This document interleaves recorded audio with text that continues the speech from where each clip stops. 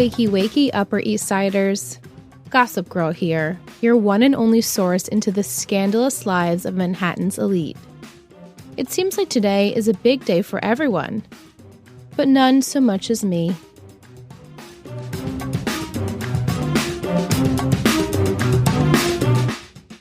All right, welcome back to another episode of 3 Gossip Girls podcast. I'm Liz. And I'm Michelle.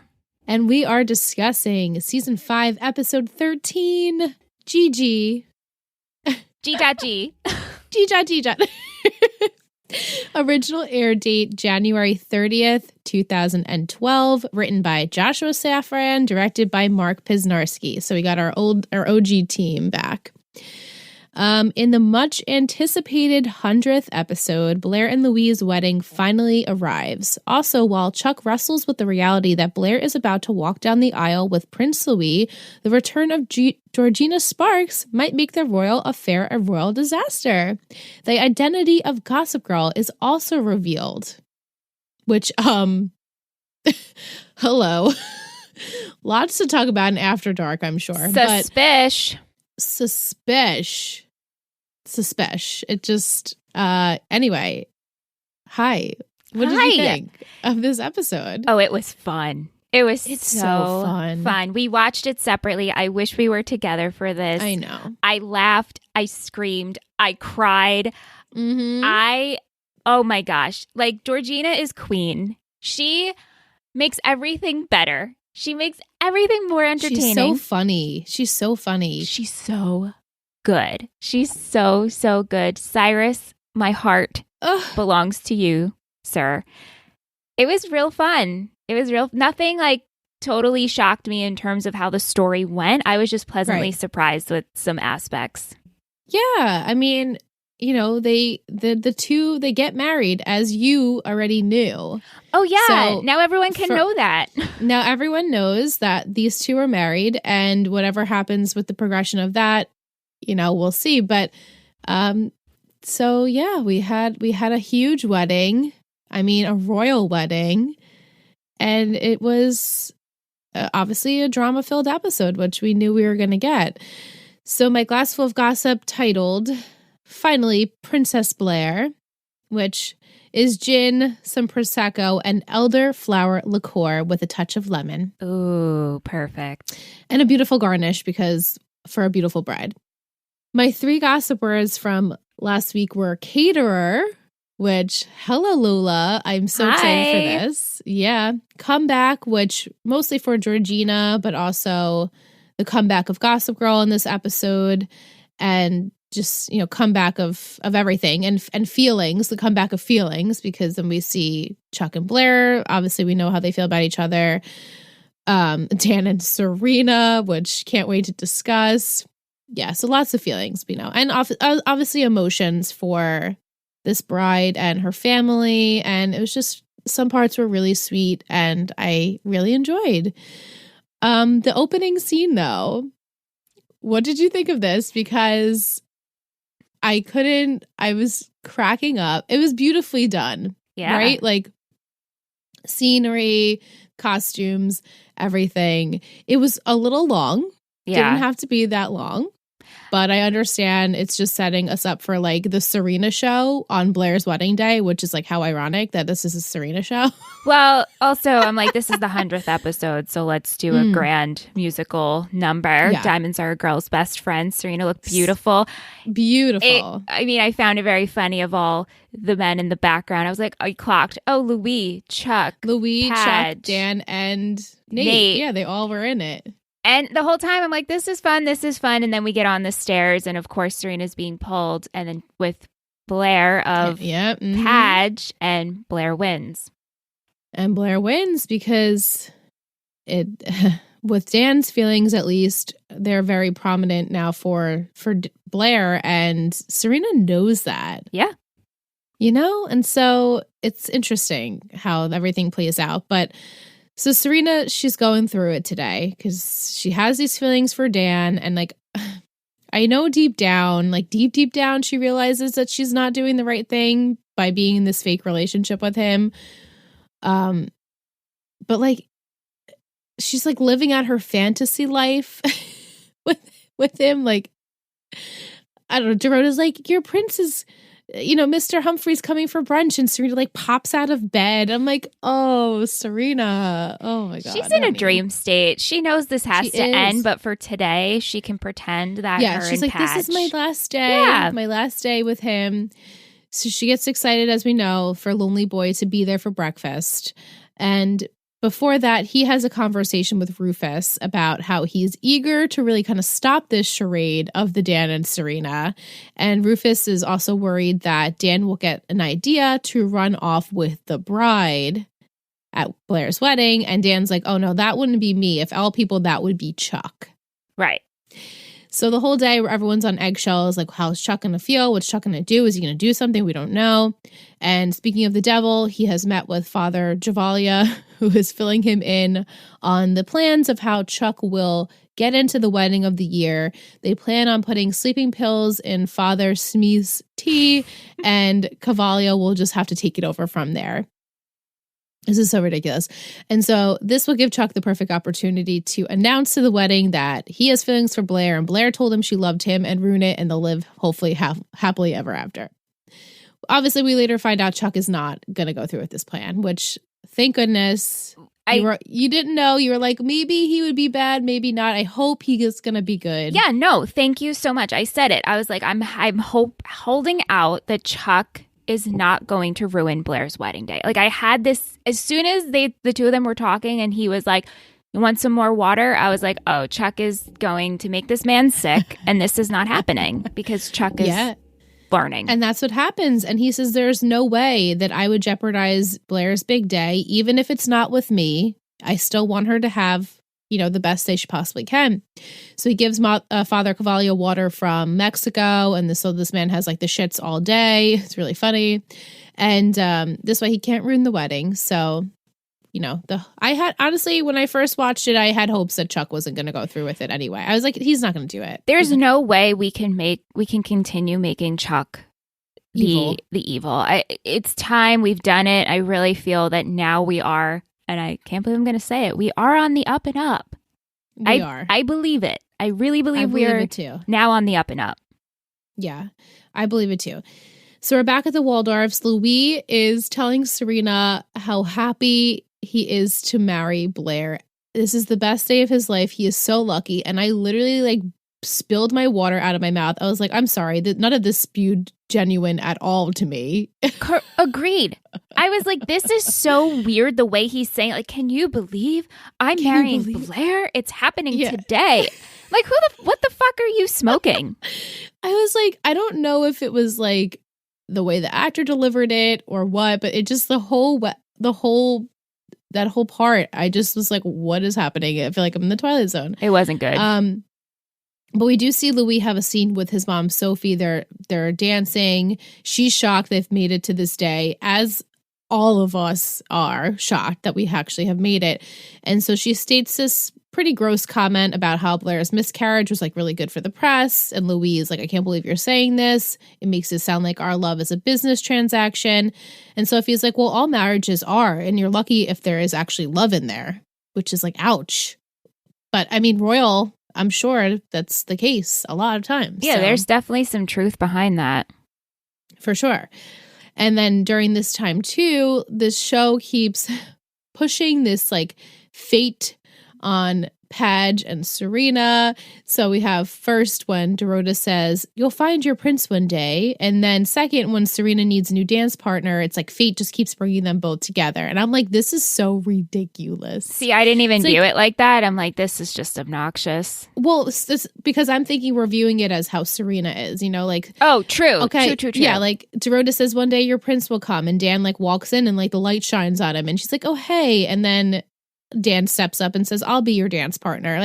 She's like, oh, it's all fate. He's just coming right back to me. It's like, well, no. He just wants Blair to have a good day, to be honest. He just whatever Blair needs. Right. He's just showing up and doing his role as groomsman. Groomsman.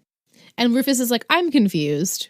Why are you a groomsman? And Padge is like, I did him a favor. How? Yeah. I don't want to. I would not have good conscience on me, like knowing that I did that and then standing up there. Also, with these people. Why would Louis be like, this man, he wrote my vows to my future bride, and he needs to be in it. At this point, I think Louis already made it up that it is a business transaction. Yes. Right? Yeah. I guess so at this point. And then Blair comes home. She's clearly overwhelmed with the day. She takes Serena into her room and she starts freaking out. And Serena's trying to calm her down. She promises, nothing will ruin this wedding. But the bitch is back. Georgina is here. She is pissed. She states that Blair is evil. She doesn't deserve to be royal after all that she's done to her in the past. She's talking to her husband. He's like, well, what do you want to do? And she's like, my mission is I'm going to fucking ruin this wedding. That's it. She's not getting married today. So ridiculous. They have Milo in the stroller. I love it. Obsessed. Georgina. So funny. Thank you. Yeah. Thank you for your presence. She heads to Chuck. She thinks Chuck's going to help her out. But Father Cavalia, actually, she runs into him first. She decides, okay, I'll go along with this plan. I'll take him up and, use him to my advantage. So she helps him get over the diarrhea and the nausea, and they head out to ruin this day. So after the wedding breakfast is over, we see Lola packing up her van. Mind you, these heels are huge, and she wears them in next week's episode too. I'm like, how is she walking in these heels? And Nate sees her and he introduces himself as Nate Archibald would. And she's like, yeah, we've already met. He's like, well, shit. Damn. And so she calls him out on it and he's so upset with himself and has this like ridiculously like meta line stating how like he should focus on the right girls and not the wrong ones. And I'm like, oi. Disgusting, Nate. Come on. Do better. Like, do better. And that, like, how many times are we going to have this talk of Nate doing, like, finding the right ones and not the wrong ones? It's just, like,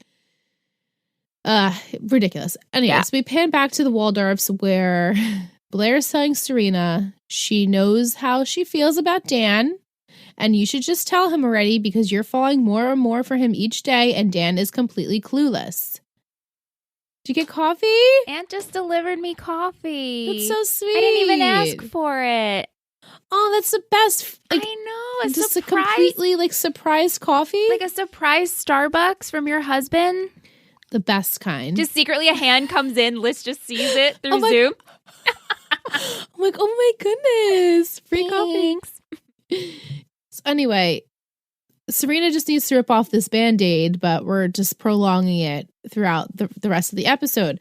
So Blair, again, starts to panic about the wedding. She wants to rip off her dress. Wait, before we go on to that, I actually wanted to ask you, what'd you think about Blair's advice telling Serena, I think you should tell Padge how you feel, at least get it out in the open so it exists. It's almost how Rufus said, just get it out in the open so it exists so you can move on. What did you think? I don't think that, well, I mean, Blair sees how Serena's looking at Dan and she makes a reference of like how that's how Nate was always looking at you when we were in a relationship, which is super cringe. I know. And she's like, I guess that she was doing the best she could as a friend because Blair knows that Serena, I don't know. To me, it's hard for me to put an opinion on the Dan Serena stuff because I truly don't believe that there's anything there and Serena's just kind of making it up. But at this point, like, I know there once was something. I know, guys, I remember that happening. But it's been so long that I feel literally zero for these two people to be together. Like, I don't see this happening. So yeah. Okay. Yeah, so, like, while I think Blair was trying to give her good, friendly advice, like, me as an audience member, I'm like, well, I don't want it to see it happen, so. That's how I felt, too. That's how I felt, too. But she should get it out. She's been trying to tell him for the last couple of episodes. I mean, I love that Blair was like, come on. We all knew a decision, including Gossip Girl, last summer when you couldn't get it out. I was like, thank you, Nate Blair. And Dan stuff that we couldn't deal with. I was waiting for that to end for so many episodes. And so, like, yeah, Blair saying it's always been Dan for you, so why don't you just say something? But on the flip side, right now, it's not Serena for him. So, right. And I think Blair knows that, though. Don't you think Blair's aware, because her and Padge are so close now, that wouldn't she realize that Dan's not about it? I actually don't think so. I think as of late, Padge has been there for Blair this whole time. We've had such great pairship, but it's been very one-sided. Right. Like whatever Blair needs. It's you not know, really because what Dan has been saying. Yeah, I don't think Padge has been sharing his feelings with Blair. It's just like, you get me. You're my best friend at this point. Yeah. The pairship is strong. Strong. And I actually don't think Blair has any idea how Padge feels in terms of anything else outside of just the friendship and helping me. Right. And so maybe her thought was like, well, yeah, like let me help my two friends be together. Why shouldn't Serena say something? And so the whole episode, we have Serena kind of keeping it in until that last moment. So, as we said before, Blair, she starts to have lots of anxiety. She starts panicking. She wants to rip off her wedding dress. Eleanor's in there. She's like, you just need to calm down. She leaves. She goes to talk to Harold and Cyrus. And she's like, I can't believe how nervous Blair is. And Harold's like, oh, well, you were like that on our wedding day. You were a nervous wreck. And so she like remembers that. And she's like, I feel like I'm forgetting something. So she remembers what it is. She leaves to go take care of an errand is what she says. And it leads her straight to Chuck. And she tells him, I knew it wasn't right with Harold, but I married him anyway. And I don't want Blair to do the same thing. And I want her to get it right the first time. I loved this because she said, great. When I married Cyrus, I was calm and it felt like everything was falling into place. Also, maybe I'm just trying to connect things. Chuck was dressed in blue. Was he technically her something blue? I don't know. That would be awesome, though. Or maybe just Serena had blue nail polish on. Okay. But I don't know if Blair had anything blue that I could tell. That would be a great pickup. And honestly, I should look into that more. I could just be making it up, but I clocked it. He's wearing this very, very nice navy blue suit. But I have to say, Eleanor, I absolutely just adored everything you did in this episode. Yeah. Everything. She was trying, even though she knew what she was doing was, I wouldn't say wrong, but I guess like frowned upon on the wedding day. She knew in her heart that this wedding is not what Blair needs and wants. And at that point, too, it's funny because Chuck was on the phone with Nate stating he's just waiting for a sign from the universe to stop the wedding. And there it is, right in his face. Eleanor comes in and she's like, you need to come with me. Like, I knew that you were the one that was missing and she should be with you. I mean, back to that phone call, too, when Nate calls and Chuck is just 2 steps ahead. He's like, hey, Humphrey. And also, he's like, you're going to be the one who's going to ruin the wedding, too. You should worry about him. And Padge is just like foot and mouth. Mm-hmm. Absolutely. And it's funny. I'm like, does Nate realize how much Dan loves Blair? He's clueless. Nate has no fucking clue. Nate, has been wrapped up in The Spectator. Blair has been wrapped up in herself. Serena has been wrapped up. Everyone's wrapped up in themselves. Padge has been wrapped up in Blair. Right. Yeah. Padge is the only one who kind of has been dealing with his own shit, but instead putting her shit in front of his. Yes. Which everyone else is kind of just whatever they're doing at the moment. So the wedding is underway. Rufus spots Georgina there and he knows she's up to no good. So Rufus and Lily go to find Georgina and they corner her before any of her plans can go through. Her plan was to seduce Louis, mind you. Like that was going to happen. I know. Bless her heart. Bless her heart. She tried. She was in her little slip, but it didn't work out. And Louis is downstairs chatting it up with Padge at that point, and he's thanking him for covering for Blair's conversion lessons. So now Dan's like, wait, okay, she told you that part. And now why am I dating Serena if you know that Serena and I are pretty much, a lie? And then Louis is like, you're such a great friend to Blair and me. So thank you. So, yeah, okay. This moment when he's, like you just said, thanked him for covering for the conversion and all of that, her going to lessons. Right, he's like, you don't have to stop. You can stop pretending. I know you guys have feelings for each other, like you and Serena. Right.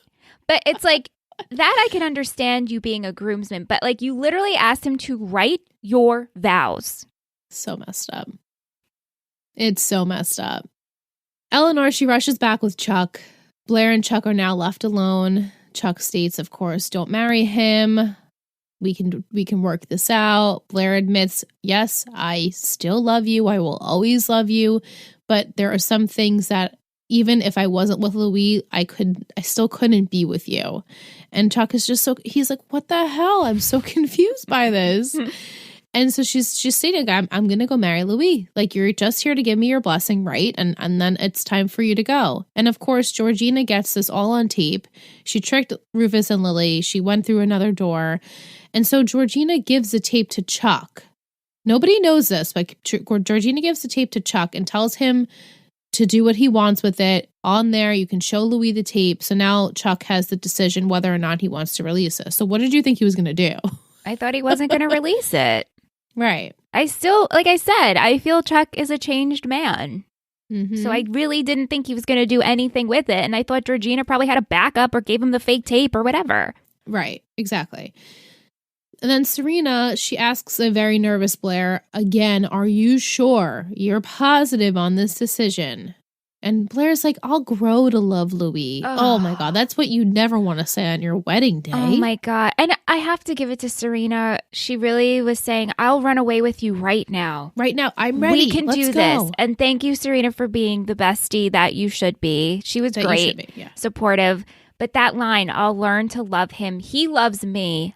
I can learn to accept this. It broke me. Yeah. I was like, Blair, please don't do this. Please don't.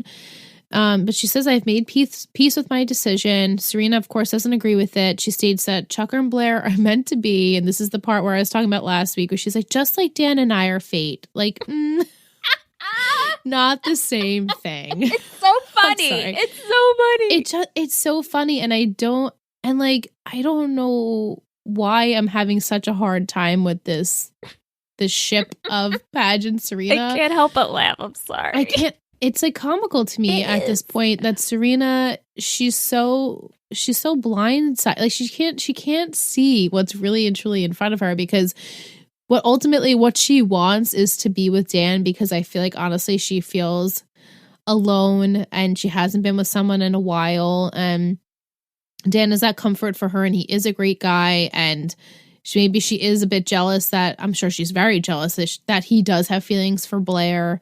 And so she's like, I just want to project this onto him, and it's not being reciprocated though. Like, it's just, I feel really badly. She's just so sad. It's so sad. She just wants him to be her brother husband. Her brother husband. And like, that's what he would be, her brother husband. I know that. I know, her brother husband. Yeah. But as we know, Serena doesn't really agree with this. And she says, Blair, you're just afraid of your future with Chuck since it's unknown. You don't know what would happen, which is so true. And so Serena catches Chuck leaving, but she tells him Blair's secret. She goes, I don't care if Blair will be furious with me. I'm doing what I think is right. So she tells Chuck what we know is that she's trying to save Chuck. She has made her peace with God, that she's going to be with Louis. And so Blair is ready to walk down the aisle with her two dads. And I put, even typing this, I get emotional, because even typing it out, I thought this was so perfect. And it's unfortunate that this was a crappy situation where she feels like she's forced into marrying someone, and but this moment was so necessary in the episode. Just the fact that Cyrus is needed, and he's like, what does she need? I'm there. What's wrong? Harold, you can't do it. And Blair's like, I want my both dads. Oh my God. It broke me. First time. Gossip Girl. First time breaking me. She said, one dad is just not enough. Oh my God. I could cry now. Me too. It was just so sweet. And obviously, the whole fandom of Gossip Girl, you can't not love Cyrus. So knowing that he was he was ready to do anything she needed, and he was probably so honored to have been told that she needs him on that day. There was a part where he said, oh, the princess bride. Cracked up. Cracked up. I thought that was a great nod. That was so good. Yeah. Very funny. Very cute. The wedding starts. Serena and Dan walk down together and he's calling her out. Why does Louis know? Why are we still pretending to do this? And Serena says, I think I just did something really bad. And then the part during the ceremony where if anyone has any objections to this marriage comes up and Chuck is still there and he's in the back and Blair's giving him the eye like, bitch, you better not say something. It's not the time. And so he doesn't, and he's about to walk out very slowly, mind you. He's like, ooh, like slow motion about to walk out. And a blast from Gossip Girl goes off. Everyone's playing it, which is so rude. Okay. Why would you have your phone on? Why isn't this an unplugged wedding? This is a royal wedding. You shouldn't be taking any pictures on your phone. Phones should not be allowed. They've gone to parties where cell phones need to be put away in bowls, in drawers, and this was allowed. This should be the case. This was allowed. This should not have been allowed. It is so rude. And why isn't everybody's phone on silent? And the fact that everybody is so addicted to Gossip Girl that it all pings, because I guess Gossip Girl is back. Right. Like, this is her way of coming back. Here I am, and how rude. I have... Yeah, it's so rude. She's like, I have the biggest tea of it all. Like, here's my first blast in a while. And it's Chuck and Blair talking about how much they love each other. And it's casted throughout the whole church. So Blair runs out. She's super embarrassed, as she should be. And she goes and she yells at Chuck. She blames him. He denies doing it. And he also says, I know about your newfound religion. And I think that this is just ridiculous. And while they're fighting, Louis is like, quietly, I'm sure, enraged and devastated. But he has this private meeting with his mother. And at this point, too, our friends, Dan, Serena, Nate, they see Georgina, assume that she was the one to cause this drama. She claims she didn't send the blast. She gave this to Chuck. She also calls them all out, like, you could have done this because you didn't want to have this day go, you have feelings for Blair and you were jealous. And, she calls them all out. And so everyone... It leads it back to Chuck, but they don't believe that it was Chuck that actually did send this. The wedding happens. They reset. The wedding happens. These two get married. They're chummy. They appear happy.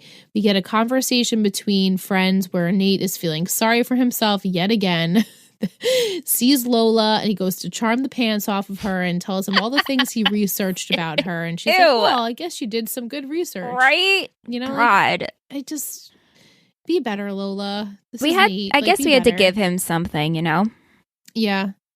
And also, like, the stuff he's researched about her sounds like Chivy. From Florida, studied acting, mom doesn't support her. I mean, that's literally Chivy in a nutshell. So, yeah, but there are similarities there. He's not going to pick up on that. No. No. Not yet, anyway. Dan and Serena are now forced to have this conversation. Why Serena was still pretending to be in a relationship with Dan. So she finally admits, I love you. I've always loved you. And Dan says, nothing. And also she drops the bomb and leaves to say, I have to go to attend to Blair. Like, think about it. Sit on it and we'll have a conversation about it later. I'm like, this was the time? Well, she had to get it out. This was the time because Blair told her this was the time. What better way? He needed an explanation of why are we still pretending? Why did you do this? She didn't give him one. I love you, Padge Humphrey. That's what she said. I love you, Padge Humphrey. and that's it. And he's just like, he didn't know what to say at that moment, and he needs to do some marinating here. And she's like, yeah, marinate on it and get back to me. It's like, okay, what do you... Anyway, the scene, we have this devastating scene of Blair and Louis. They're finally sharing their first dance. Louis is whispering in her ear. Their relationship was so public that he had no choice but to publicly forgive her. But this marriage is literally just a contract. There will never be any love there. It's only for show, and it only ends when I say it does. You know what? Oh. I don't blame Louis for this. He was driven to this point. All of the things have led him here. Yeah. He has gotten burned dozens and dozens of times at this point. So, like, the fact that he was still with her bothered me, that why are we still doing this? And the fact that you're actually going to marry her then, even knowing what you know. Right. That is fucked up. He cracked. It should have been literally cracked. Taken care of months ago, but it didn't. Yep. And I think also the fact that Blair thinks it's okay to, when it all blew up and she goes, yeah, but I chose you. It's like, oh, really? Like, you didn't hear the part where I chose you. You chose me? Like, fuck you. Great. Right. There shouldn't be a choice. Right. I propose we are getting married. There's no choice. And also the fact of him just to stab it one more time where she's like, well, you must have felt something. And he goes, oh, I didn't write your vows. Padge wrote your vows. I didn't remember this the first time I watched. And I was surprised that he said that in this episode. I felt like it came out later. But yeah, he's like, I don't feel those things for you. No. Dan does, actually. Yeah. Ha, ha, ha. Stab. Here you go. Ha. Yeah, like a stab in the back. So she runs out of the wedding. She calls someone to tell them she needs to get picked up now. I need to go. It's revealed that it's Dan and not Chuck, which we could have predicted she would have called. And our last scene is a Gossip Girl blast being typed in the flesh. And we pan to Georgina. And we also teased her in the episode, like 2 hands typing away. So it's like building up the excitement of like, okay, we might get a reveal. And then they reveal Georgina is Gossip Girl. Right. But when Blair made the call, I need to get away, at this simultaneously, Chuck is like, I need to get to this. I need to get to Blair. So who called him? Or did he just realize I need to keep fighting? No, I think he went back to the Empire and said, I feel terrible and I want to apologize to Blair. So he calls his driver to come get him. So he heads back to apologize. Yeah. But she's not there because she needs to get the fuck out because she's like, I can't believe my life. What is happening with my life? And I knew she was calling Padge and not Chuck because that's her lifeline. That's her best friend. Her best friend. He does anything she needs of him. And he's like, I got the car. I don't care. It's just married car. Like, we need to get out. We need to go. But yeah, Georgina. XOXO. Type. XOXO. Gosh. What the hell? It's so good. It's so good. I mean, but like, I guess super predictable though, right? Yes. But so predictable where you're like, no. But no, it's not her. You know, like it's so predictable that it's like, we know it's not you. There's no way. So a couple of things leading up to this episode, you know, in the reboot of Gossip Girl, they mention that, you know, Blair is married. So that's why this whole time I couldn't make predictions because I already knew it was happening. Right. Like we're shedding some light on the After Dark for those newbies. Michelle found out that Blair and Louis do get married for a set amount of time. Right. So she knows that they get married. Right. And then the other thing, which you can cut out, so I'll just put a sidebar as a marker. The Halloween episode where I had to the newbies had to cut out a huge part of it in the reboot. Yeah. When they all show up, are they showing up is today's event or no? No, it's not today's event. Got it. Okay. Just curious. Yeah. So, no, it's not today's event. But good thoughts, actually, Thank that you. It would be. Yeah, event. I thought so. I thought so. But that is my summary. It was easy to go in order because the entire day was the wedding. Yeah. And yeah, when we come back, we'll be doing our questions with Carrie and Allison from Hold Up Podcast. I'm so excited to chat with them about this episode. Way back when they were like, oh, do you want guests for the 100th? I'm like, yes. You two, we love you. We need you for this episode. So love you. Come back. Yeah. So stay tuned for that and we'll be right back.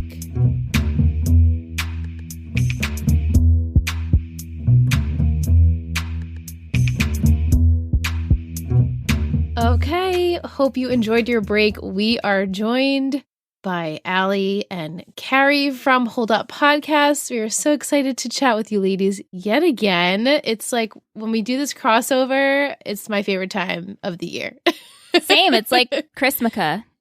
It is like Christmaka. And now we're Allie so knows happy to what be Christmaka back. is. You know what Christmaka is now that you've watched the OC, right? Yes, Carrie had not watched the OC, right? I rewatched recently, although I didn't get all the way through. Gotcha. I do love the Chrismica episodes. I love Seth Cohen. I'm in love with, and I'm now as an adult, I'm really in love with Sandy Cohen. Exactly. Oh, yeah. There's a Cohen for all. There's a Cohen for all. Yeah.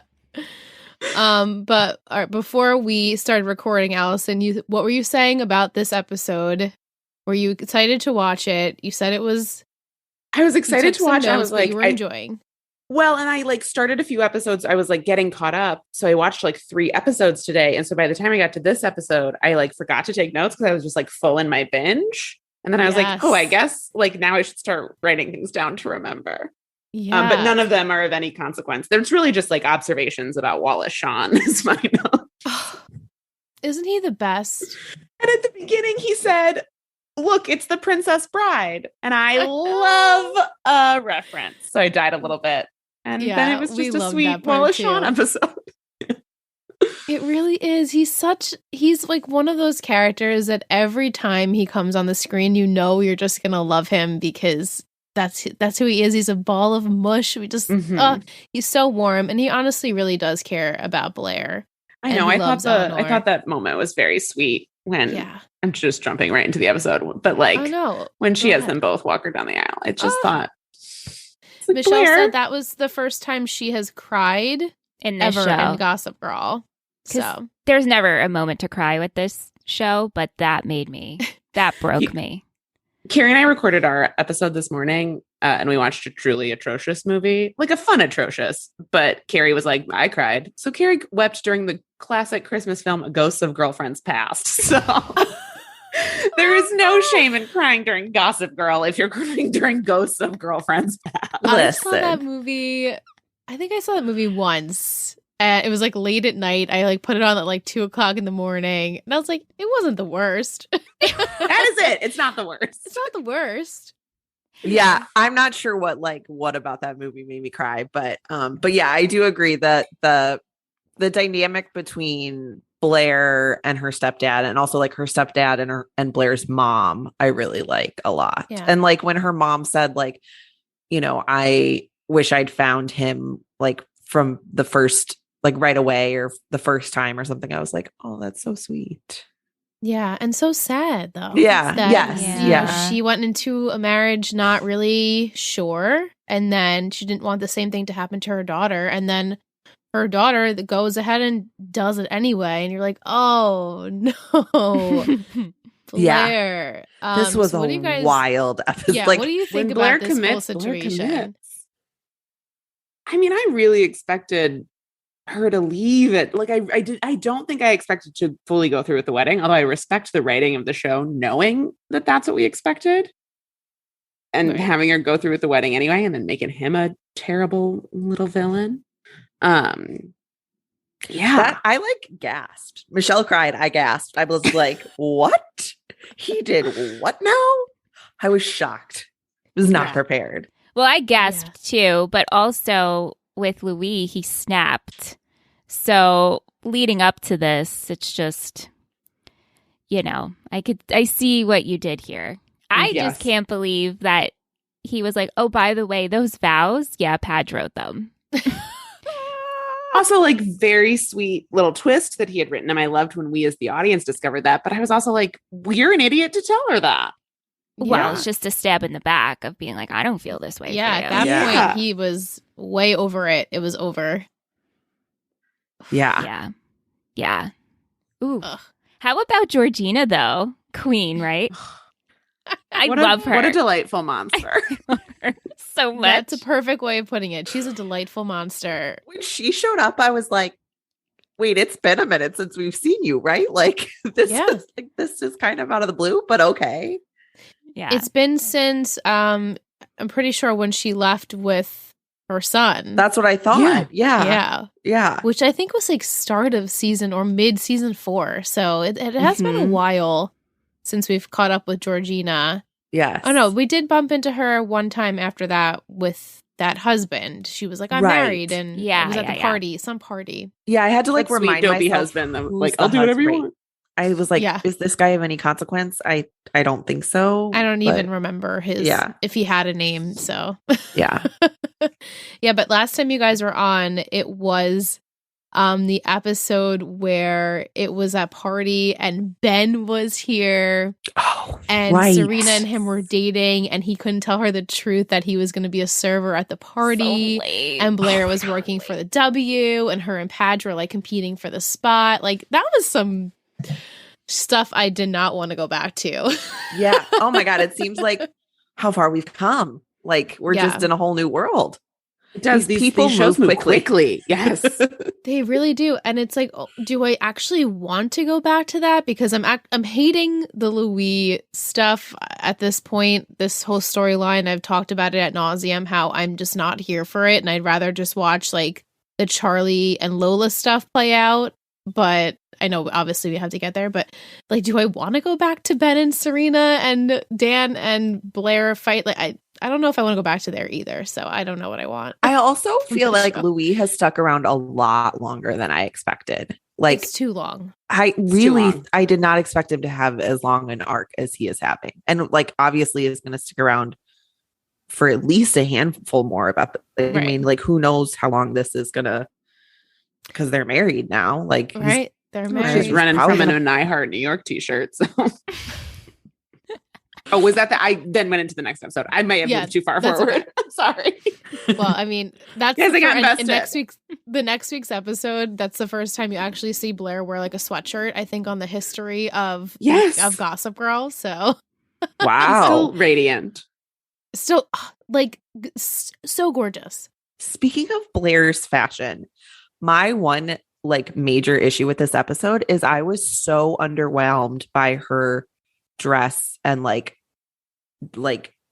hair and everything for this like royal wedding. I went into this episode expecting like royal wedding, and I was like, well, you look beautiful. She looks beautiful always, but I was just like, I wanted like full like glamorous unattainable princess like, you know, fantasy whatever, and this was not that. Yeah, very I disappointed. Expected her to have that like cathedral, like veil, but no, she definitely did like a modern twist on like a royal princess. And I've told this story many a times, but my sister, when she thinks about this day, she always complains about Blair's hair. She's like, I loved it. She did nothing with it. I'm the only one. That first scene of her and Serena like getting ready, I was like, well, it's not done. Like they're just getting ready. And then I was like, oh, it's done. Oh, we're there. It was done. I mean, and it's a beautiful Serena had like hair a stuff. Like, sort of nest going on. Yeah, that was the thing is like Serena. I mean, I'm not gonna compliment Serena's hair necessarily, but like it was more elaborate than Blair's, and I wanted Blair to be like the star. Yeah. And I loved like her hair looked beautiful, but it looked like it was like a Tuesday instead of like her becoming a princess. I get that like she wears headbands. I understand we're like making a nod to the headband, but I feel like a tiara would have been a nod to a headband and the fact that she's becoming a princess. Yeah. Like just to have like a glitter headband. I was like, Blair wore that to like science class. Like we don't. It's not what I want her wearing for her wedding. Yeah. I actually really liked her hair because I like simplicity, but I understand more wanting it to look more princess-like. But I'm curious if maybe because she didn't truly feel like a princess, so it was like downplayed. Yeah, it was understated. And I had the thought, and because I've never watched before, I don't know, but I wonder, like, when she gets to whoever is endgame for her, if we'll have a more like classic Blair look, because that will be, you know, like if they're sending that message through her fashion choices. Yeah. Well, and there's that episode again that I also watched today. Just had a Gossip Girl day where she's trying on what was supposed to be her dress, and then she switches dresses. And the one that was supposed to be her dress does have like, it has like the florally beaded bodice and more of a ball gown. And then she switches to something like, and I think in my head, I was like, oh, whatever she switches to is going to be like insane. And then it's just sort of a more simple dress. And I think you're right, Michelle. I think it's like, she couldn't wear that dress because that was maybe like closer to the right dress, but this was not the right wedding. Right. Interesting. Exactly. Yeah. That's such a good point. Yeah. We have a friend who's getting married, and I went wedding dress shopping with her yesterday, and I pulled down a dress that was like so heavy. And I was like, Melissa, this one? And she was like, not really. And I was like, I cannot get it back on the hanger. So you are going to have to try it on. Like, I can't get it back hanging up. And that is the dress I wanted to see Blair. I mentioned this when we were recapping. And maybe I'm putting too much into it, but I noticed Chuck was wearing blue. And I'm like, is that her something blue? Oh, interesting. I like that. Probably not. Dan? Does that make Dan her something borrowed? Oh, yes. Yeah. Actually, yeah. Names are something old. It's old. That's right. Oh my God, that's so funny. You're so right, though. I wonder, we can't be the only people that have just like figured this out. We gotta go on Reddit. We need a It'll be on BuzzFeed Reddit. article. Yeah. Right? Yeah. I'm going to, after we're done recording, honestly look this up because I'm so curious. Yeah, please. And do. If it hasn't come about, I'm totally making a BuzzFeed article about it. Yeah, we're about to blow up the internet. Make a listicle. Yes, I love that. So Carrie, how far have you done in your watch? You didn't make it to the end yet. No, I stopped here, so I'm waiting. Yes. Oh, okay, good. Okay, yeah. So you can make predictions. Yes, with Michelle. I mean, I know this is fun. I know like where everyone ends up. I know spoilers. Yes. For like the end, but this season, I don't really know much. Right. And that's how I am actually too. I'm like kind of going in blind. I know things that happen in this season. I don't know when they're happening. I don't know how we get there. So it's been a journey. But yes. This season I'm troubled with it. And I think, again, broken record, I think it's Louis stuff. It's just gone on way, way too far. I think part of it is like, okay, I mean, I am assuming that he is not Blair's endgame, right? There's no way that this guy is like, who, particularly now that we know this like awful twist, Blair's not going to end up in this like pretend loveless marriage. So I think part of like the struggle is like, how long do I have to watch this? Like, yes, that's particularly because we're coming up on the last seat. Like, we're that quickly getting to the last season. So like, I feel like we need to move on from him. Agreed. And Michelle knows things, the span of their marriage and things like that. So it's also, both of us are like waiting for this to end because we know this is not the end. And it's just frustrating to watch. And I think at this point, everybody knows. Everyone knows that, right? This is not If you're new and you don't know that, I'm sorry to spoil it for you, but this also is like not watch one rom-com. This isn't who she's ending up with. Exactly. Right. Exactly. Yeah. Particularly because I feel like Blair is the character who's had the most growth in this show. And so, like, if we're then going to stick her with this guy, that would be really disappointing. Yeah. Right. Exactly. To go back to the rom-com situation, Vic actually wanted to know which Gossip Girl characters do you think would be great in a romantic comedy? And she thinks after watching a drunk Blair at her bachelorette, she could totally picture her in one. Same. I could too. I actually want, like, I feel like Leighton Meester is owed a good romantic comedy and hasn't been given it. I agree. Like, she would have been good in, like, let's say, like, I don't know, like Friends with Benefits. Yes. Or something like that. I can just I was see just her thinking, like, doing that. In a How to Be Single. Like, I would have watched the shit out of her in a How to Be Single. Mm-hmm. I do think, like, I love Blake Lively more than people should. But I think, like, Leighton Meester is so funny and so, like, charming and endearing. And I feel like some of that, like, maybe got lost in the, like, drama. When the show was on, I remember, like, there was all this gossip about, like, did Leighton Meester and Blake Lively hate each other? Like, what's the gossip? What's the tension on set? Whatever, blah, blah, blah. Like, are they really best friends? And it was like, probably not. They're probably just coworkers who get along fine. Like, not everything is like best friends. What I've read is they were just coworkers that coexisted, and like they probably hung out here and there, but they weren't best friends. And they weren't enemies. Like, people get so wrapped up in that. All the coworkers you've ever had who's like, yeah, I like that person fine, and I don't think about them when I leave work. Also, isn't there like a pretty significant age difference? Isn't Blake Lively like maybe 5-ish years older than Leighton Meester? I thought I remember reading like Leighton Meester being like, yeah, wrong. I was a kid when the show started. Like, yeah, I wasn't hanging out with like Blake Lively and whoever else they were drinking. Like they were out. No, Leighton Meester is your age. She was born in 1986. Blake Lively is born in 1987. They're the same age. Oh, okay. Never mind. Basically the same age. Yeah. Okay. Leighton Meester is in fact a year older.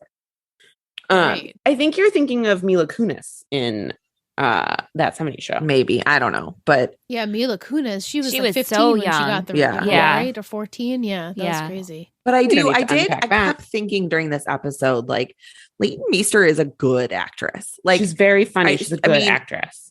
I think she gets associated with Blair a lot. And she's had kind of a hard time like breaking out of that, harder than I think Blake Lively has of breaking out of Serena. Yeah. But she like vacillated between like funny and sweet and heartbroken, like all in the span of a single episode. And like that scene where they're dancing and Louis is revealing to her, like her face, like the heartbreak and the horror and the sadness in her face, like that was some fantastic acting, you know, in a show where there's a lot of range in terms of the acting, you know, like range, I was for sure super impressed with her. Yeah, I think she's a better actor than Blake Lively. I think Blake Lively got more famous and was able to maintain her fame, partially through her roles, but also, to be honest, partially because she dated Leonardo DiCaprio and then is now in a very famous marriage. Like a lot of Blake Lively's continued fame is based around her personal life, which isn't to say she isn't also talented. And again, I like Blake Lively a lot, but like Leighton Meester is sort of like, she was on that like ABC show that everyone had said that was good and no one watched. Yeah. And they said she was hysterical. I've heard only very good things about that show, and particularly her on it. Her marriage is like, neither of them ever really talk about it. It's sort of like quiet and maybe the opposite of Blake Lively and Ryan but she Reynolds' got to marry marriage. Seth Cohen, which is she won. She won. Again, the world's number one definitely maybe stan. If I'm picking between Seth Cohen and Ryan Reynolds, I'm having a hard time, but I'm probably going Seth Cohen. Right? Seth Cohen always. Yeah. I think the character of Serena, and I haven't researched as much as I probably should on how Blake felt about being Serena, but I feel like that character is given a pretty shitty run on the show. And I mean, we discuss this pretty much each week about how we're not giving Serena anything and she's kind of a one-note character. And I feel like Blake did the best she could with that because there's the really writing. Nothing she could do. Yeah. And it's really unfortunate for her. And I think they both equally kind of want to forget this past of Gossip Girl because it's truly not like their capacity as actresses. I will say, like, that scene, I was impressed with Blake Lively in this episode. She had a couple of moments, you know, like the scene where she admits that she's in love with Dan. Like, I thought the way she made herself vulnerable, it was heartbreaking. And then the scene, I think it actually came earlier, but where Georgina, like, reveals everyone's secret and says, like, Dan's in love with Blair, and Serena realizes that for the first time. Like, I thought, you know, the heartbreak on, and kind of like the realization, I thought Blake Lively, I think you're right. Like, Serena's not as meaty a character as Blair is. Like, she doesn't get to, she's kind of, which is weird to say about Verena Vanderwoodson, but like, she's just kind of there sometimes. She and like Nate are similar. Friend. Yeah, like she and Nate are similar in that way where it's just sort of like, oh, you're just like pretty in there and you don't have as much to do. Nate, they're like, give him a caterer. I don't know. Like, he needs some. Hey, at least she's age appropriate. Yeah, that's true. That's true. We'll see how long this lasts. To go back to, I just want to get your hot take on this Serena still loving Padge situation because I don't buy it. I don't believe it. I don't know why we're going back there. We've done this way too many times. Do you feel that this is like her person? Because I truly don't. I sort of do. I think like I like the idea of Padge and Blair. Except what I really like them as is friends and equals. And like, maybe that's what your romantic partner should be or whatever. But like, they are the smartest. They are like, they get each other. They have so much in common. I sort of wish we could just let Padge and Blair be friends and be like really supportive of each other. I don't love that we need to have like a romantic undercurrent to it. Mm-hmm. And in that way, I'm sort of like, yeah, like let him. And like in now they're doing stuff with like Serena having a blog and it actually being like well written and funny. Like maybe if we're writing or we're elevating her character and writing her up to be like smarter than she's ever been given credit for, like that I can buy. And that I can get behind. I think like the part of me that wants Blair and Padge together is actually just like, oh, I just want to see like them be really good friends. Or like, let's go all in, but this like sort of middle ground where Serena's also still in love with him and Blair sort of like isn't really, like Blair's still so hung up on Chuck. It's sort of like, I don't know that that's ever going to happen. So unless we're going to go all into it, then just let him be with Serena. Yeah. I think the show thinks that Dan and Serena are endgame. Mm-hmm. I think a Blair, Dan, like I think that's really interesting. I think that there's some really interesting stuff there. And I think I said it last time that we were on, but like there's something really fun about watching the two of them together. I think because they're like two of the most interesting characters and two of the better actors on this show. So it's really fun to watch them play off of each other. And I had this thought of like they could be this like literary power couple, like her in like the fashion industry and him like writing books. And like, I think that would be really interesting to explore, but I agree with Allison. It's kind of like go all in or let them be friends. But like this love triangle that's happening, I'm kind of like not sure we need. I like seeing Blair and Serena as friends. I really like that dynamic.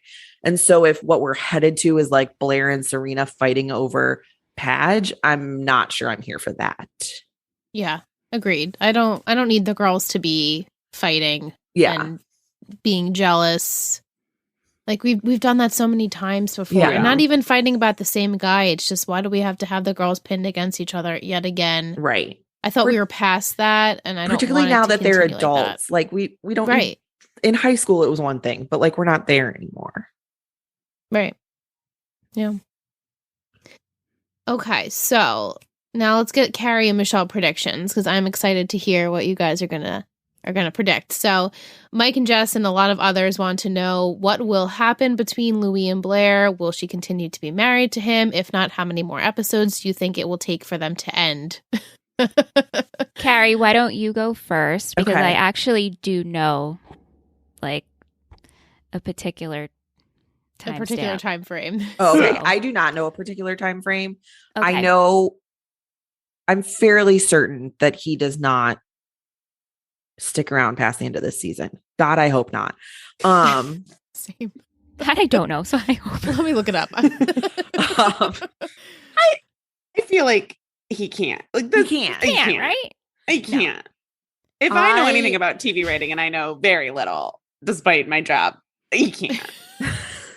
I think my job. I mean, they're married, right? Like we have to undo their marriage somehow. So he has to stick around long enough.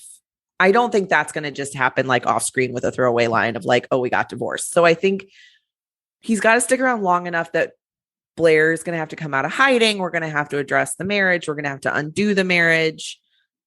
I assume there'll be some like scheming, plotting there that happens, and like her little, cadre of like Serena and Dan and Nate and whoever else are going to help her with that. That's I hope. I like it when they're all kind of like together scheming. Yeah, I do too. So I don't know, maybe like 4-ish more episodes. Maybe that's my wishful thinking. Yeah, I was saying 3 to 4. Yeah. And I don't know which episode, but I know I'm curious because we've been told that the second half of the series is so different. Like an overhaul happens and it's not like anything like we began with in the beginning. So I'm curious if there's going to be some sort of time jump, not years, maybe like a couple of months, and be like, oh, I got past this and my marriage ended. I hope we get to see how it happens, but then part of me is like, I know it's ending, so do I really need to understand how we got here? No. Right. Thank goodness we're here. Yeah. Right. Yeah. The wiki page confused me because they had his last appearance as one episode, and then when I scrolled down in the bio, it was a completely different episode. So we'll see. If you go to on his like on IMDb, does it tell like first episode, last episode? Don't worry about it, Liz. We could do that later. But I have a range, I guess. But spoiler, it's not the end of the season. It's not till the end of the season. I also, what if it could be one of those things where like, you know, in series finales when like everyone shows back up again and then like everyone's like their last appearance was the series finale. And it was like, all right, I know you left and came back for like one hot episode. I don't know that that's what it is because we are now past the point that I watched originally. But like, I feel like there's a possibility it's one of those sort of deals. And then we'll never know until we watch. Mm-hmm. Yeah. Mike also wants to know, do you think Georgina is here to stay for a while or will her reappearance be short-lived? I think she's sticking around. I mean, that reveal at the end of the episode, like she has to be, right? Like she's Gossip Girl now, right?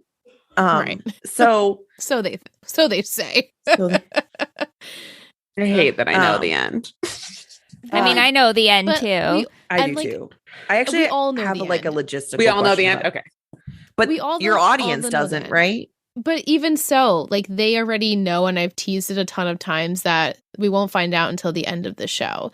So like even this, and Michelle and I were talking about it, like there's still no way that I feel you could believe that it's 100% her. But so I guess my question is like, I guess my assumption was like she's taken over for Gossip Girl, like she's the new Gossip Girl, and like the reveal will be like who the original is, and like that person is no longer carrying on as Gossip Girl is, I guess, like maybe where I think this is headed. Which you can't think about it too hard logistically though, because when you do, it doesn't make sense. Oh, it does not. Someone at the end, of course, it not. Doesn't. No. Right. So that's what I was thinking. Is like, okay, that would make sense. That piece of it would make sense that like the original person has moved on and now she's like taken it up, not like a handoff necessarily, but she's like, oh, there's this gap. So a void to fill. Let me do it. And she has the appropriate, I feel like, knowledge and also tone and also like hatred for these people. Right. It's like we've made this comparison before, but like in Pretty Little Liars, where there were like 14,000 different A's. Like she's like the new A. You know what I mean? Like she's taking up the mantle. Exactly. Some of us have never seen Pretty Little Liars. Sorry. But I've never. It was such an exhausting journey. It's also impossible. Never watch. It's also impossible. Unless you guys do it as a podcast, I'm not going to engage. You know how many requests we've gotten that, and I keep putting my foot down. I'm like, fucking no. That's like us in Shallow Hal. I cannot tell you how many people want us to watch Shallow Hal. I'm like, I'm not doing it. It's not happening. Oh my God, really? They'll not watch Shallow Hal. Do not make me. One day we're going to end up watching Shallow Hal. It's fine. Yeah. Pretty Little Liars also, like, I can't even spoil it for you because I watched it all and I still am not sure what really happened there. It was a mess of a show, a true mess of a show. Yeah. It really was. With Georgina, though, because Liz and I do think very hard on the logistics of all of this. And we have said, and I think during this episode, we talked about this earlier, but it's got to be a server. And Georgina just kind of hacked it. Oh, interesting. That would make sense. Kind of like a forum, you know, and it turned into a forum and she hacked it. And so when we see her, you know, like XOXO, it's just her hacking the system. Gotcha. Interesting. For the day, maybe. Or maybe next episode or something. But I think she's here to stick around for a while. I hope so. I love her. She'd be an interesting, particularly if we're going to get rid of Louis, she'd be an interesting new villain or like nemesis for our, you know, scrappy crew. Yeah. Right. Yeah, because otherwise they have to make one of them the nemesis. And I agree. I like it when they're all together. Yeah. Yeah. And Chuck now is evolving. Hopefully we're on the up and up. So I don't think we can make him the villain again.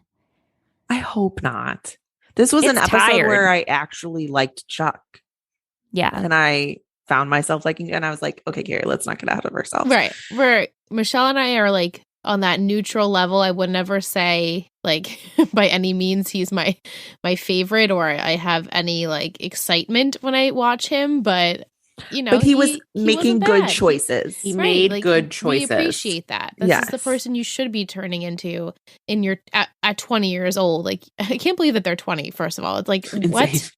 You guys are fucking 40 years old. But it just doesn't. When I watch them, I'm like, there's no way you guys are 20. But right. You know, it's just he's trying. He gives a full heartfelt apology to Jenny at some point, because I will never forget the pilot.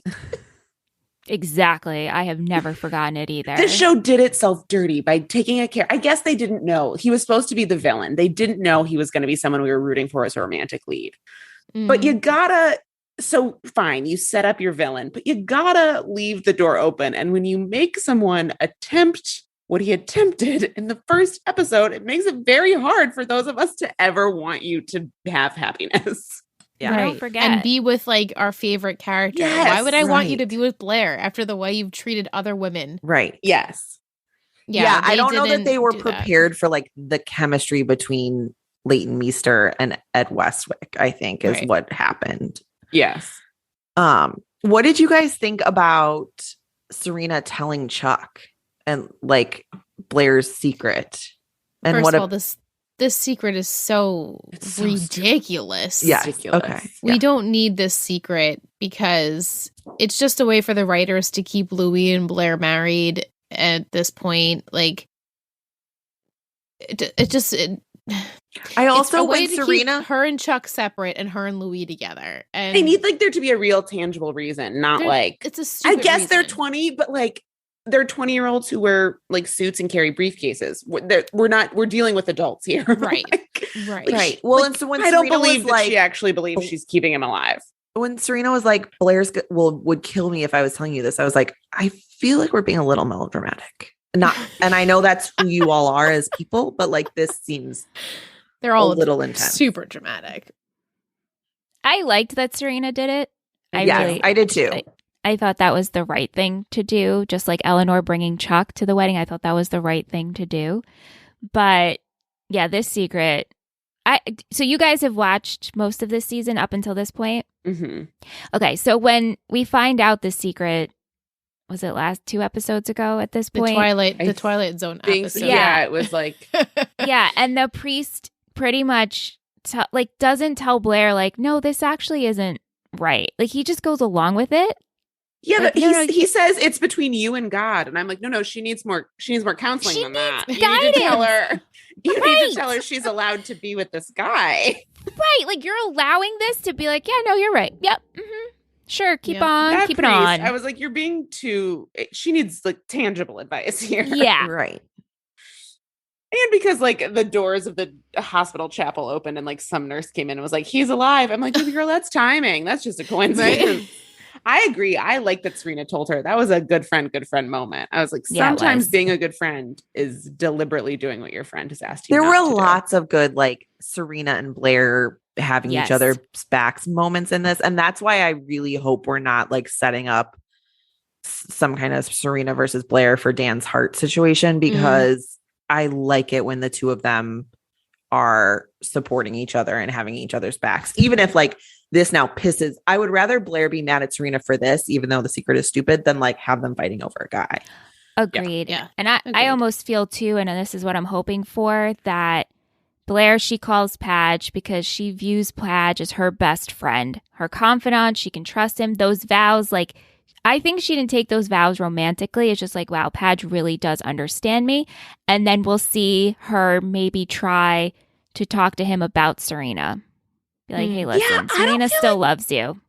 I don't feel like Blair is invested in this love triangle. I agree with you. Like, she loves Padge in a they are equals and respect each other kind of way. Right. She is not like, do I pick Chuck or do I pick Padge? It's like, right.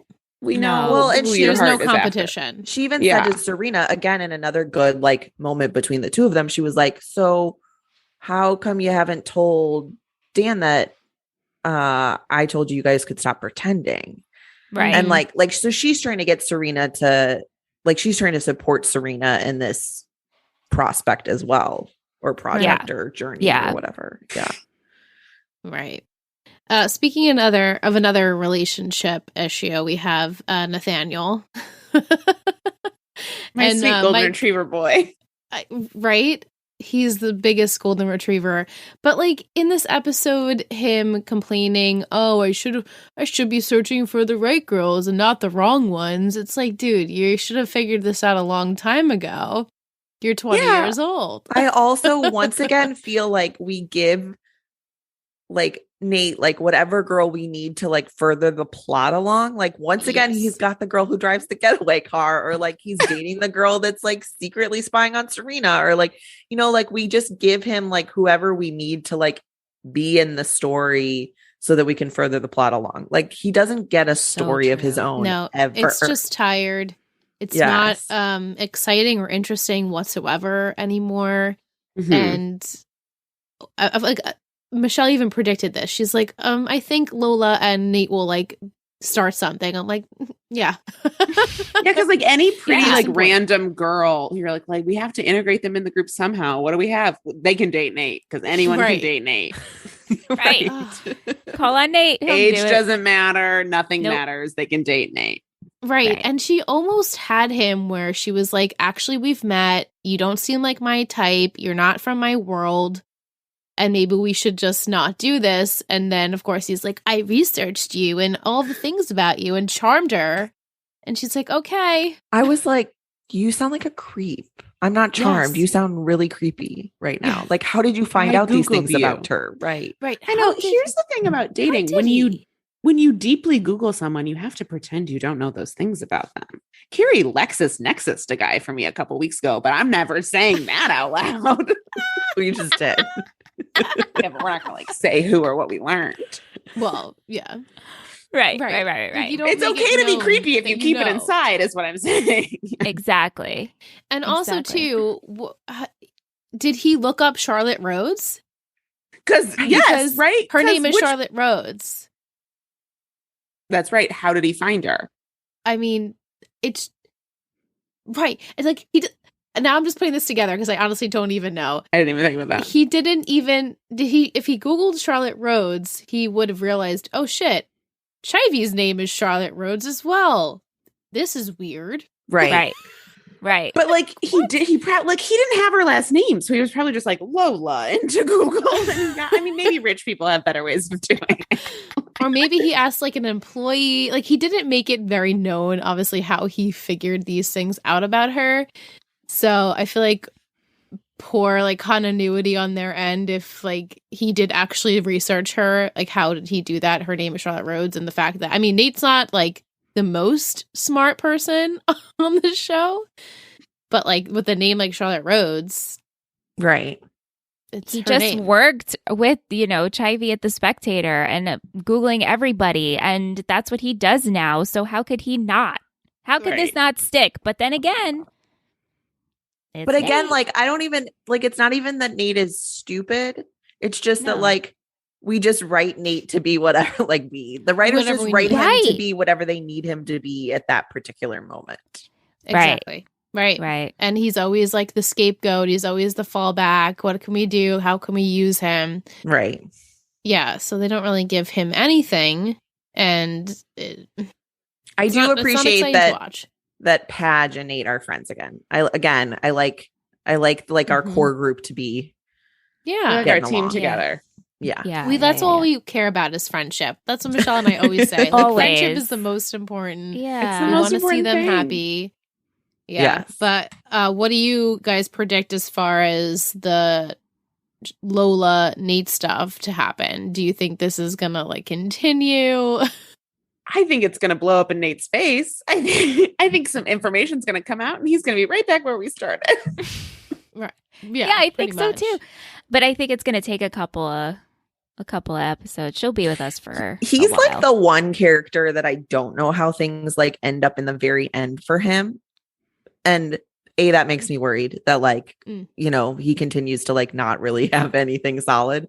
But so I'll be interested to see like where, like, I hope we give Nate a nice girl in the end. Like, but we'll see. It's weird because in the new Gossip Girl, they have a call back. They like call out Nate Archibald for just being like such a great guy. Oh, really? That's like he was the funny. shining star of Constance. They reference him to be, they kind of say like the Nate Archibald of the world. So to me, it makes you think that he does eventually do something with his life. Okay. I can appreciate that. I want that for him. Me too. I think I know, but I think I could be completely off, but I think I know what comes of Nate. So we'll see if I'm correct, but I don't know. I truly don't know. I again, like Carrie said, like I know certain things that happened. I don't know what happens to Nate. So maybe let's bring back that what's her face from the early seasons, who was Dan's friend that he liked. I feel like Vanessa. Yeah, but she totally sold out Dan. Fair point. No, I'm with you. They've all done terrible things. Carrie, you're right. Fair point. Chuck tried to sexually assault Jenny, and we're all fine with it. So we can forgive Vanessa for selling out one of her friends. Vanessa and Nate were the best couple. Yes, that was Nate's best match. Right. Yeah. I'd be so happy with that. Bring that to us, Gossip Girl writers. That's what I'm manifesting. Carrie and I saw a tarot reader. They said I had the power of manifestation. So I'm going to manifest the ending of a show that ended 10 years ago. Let's attract that. Law of attraction, baby. Yeah, Vanessa. Well, we'll see about that, guys. I feel like based on your reaction, that's not what happened. Yeah, but I would really like that. I would have liked it a lot too. But as we talked about, they did her dirty and they pretty much just wrote her character off the show. Yeah, she got like the Jenny Humphrey special. Like, and there was the younger Vander Woodson where it's just like suddenly they're gone. There was one episode I watched today where Lily was like, it was so nice to have Jenny and Eric home for the holidays, but now that it's December 27th, we'll never see them again. We'll never like, we get it. Them again. We needed to reference that they sometimes come home without saying that these characters are not allowed back on this television show. I know. When that episode came up, I felt like we almost didn't even need them to say that. Like, you didn't have to throw them in there like we forgot who they were. No, that was some note being like, don't we want to reference, like, don't we want to make it seem like they were all together as a happy family? Right. This weird integrated family where sometimes the step siblings date. Like, well, why did they have to bring up during this episode, Rufus and Lily are, remembering their wedding and the memories. And like, it was in the park and Scott was there. And I hated you, Scott. I mean, I hated, not them. But like, did we really have to throw Scott in there? No, I hated that. Every episode I've been bringing how much this triggers me. I need to just pull it back. I know, it's triggering. Yeah, it's like, stop referencing characters you've like said, like done dirty and written off this show really stupidly. Right. Like, we get it.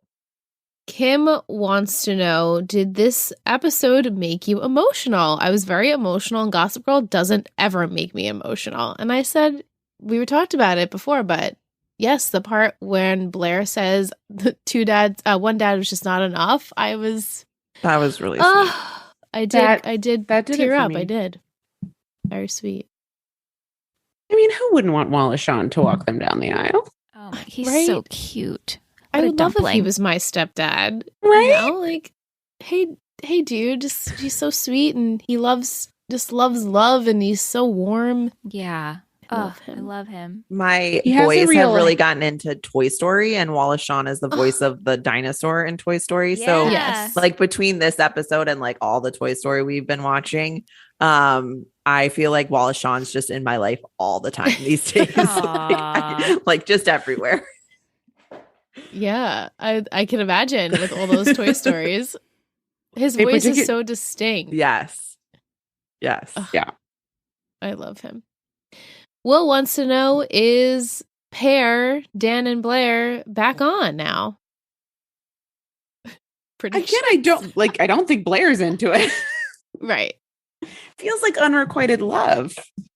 Yeah. It's friendship. It's a great pairship. So I wonder, Michelle, based on what you said, that like you guys have been told like there's a flip at some point in this season and like things change, like, because I feel like it'd be really weird to go from Blair's wedding where she literally tells Chuck, like, I've always loved you, I will always love you, I love you more and more each day, to then putting her in a relationship with Padge. Like, are we going to pretend that like huge proclamation of love didn't happen, or Serena's like Serena's proclamation of love? I don't know. Like, I feel like we'd have to like forget a lot of stuff real fast in order to like have them in a relationship. But agreed. Yeah. I mean, who knows? It feels like we don't know how to write heterosexual male-female friendships. And they're like, I guess they have to be in love with each other. And no, they don't. Right.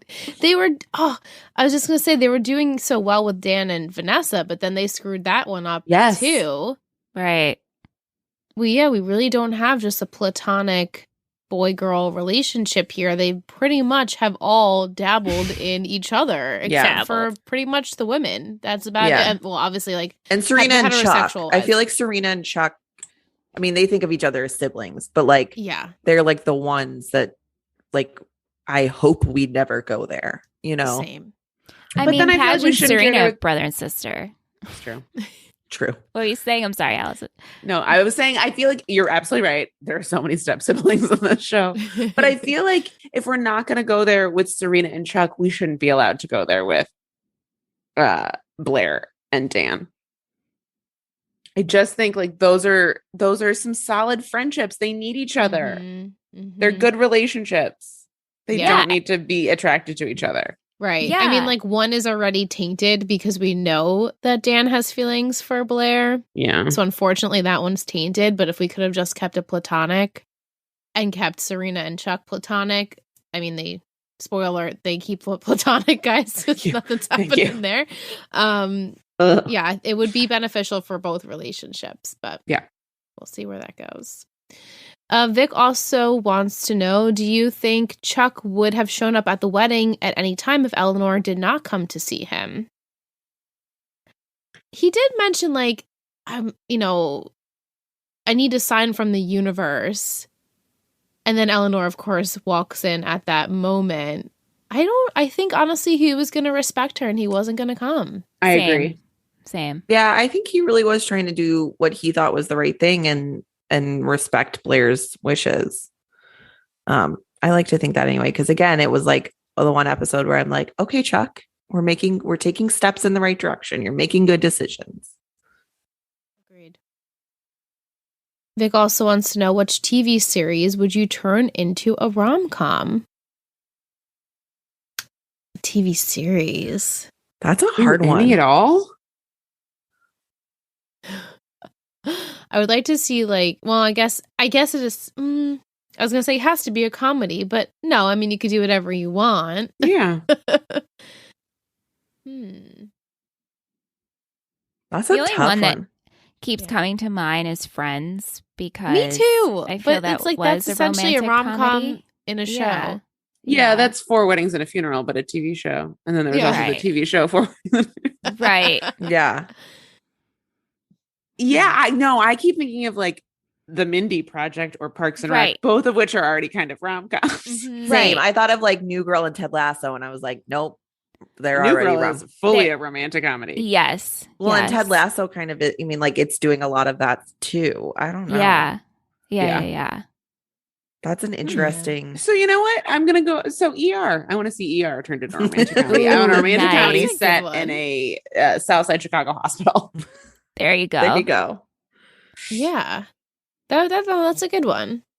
Yeah, any just like more serious dramatic show could definitely go either way. Yeah.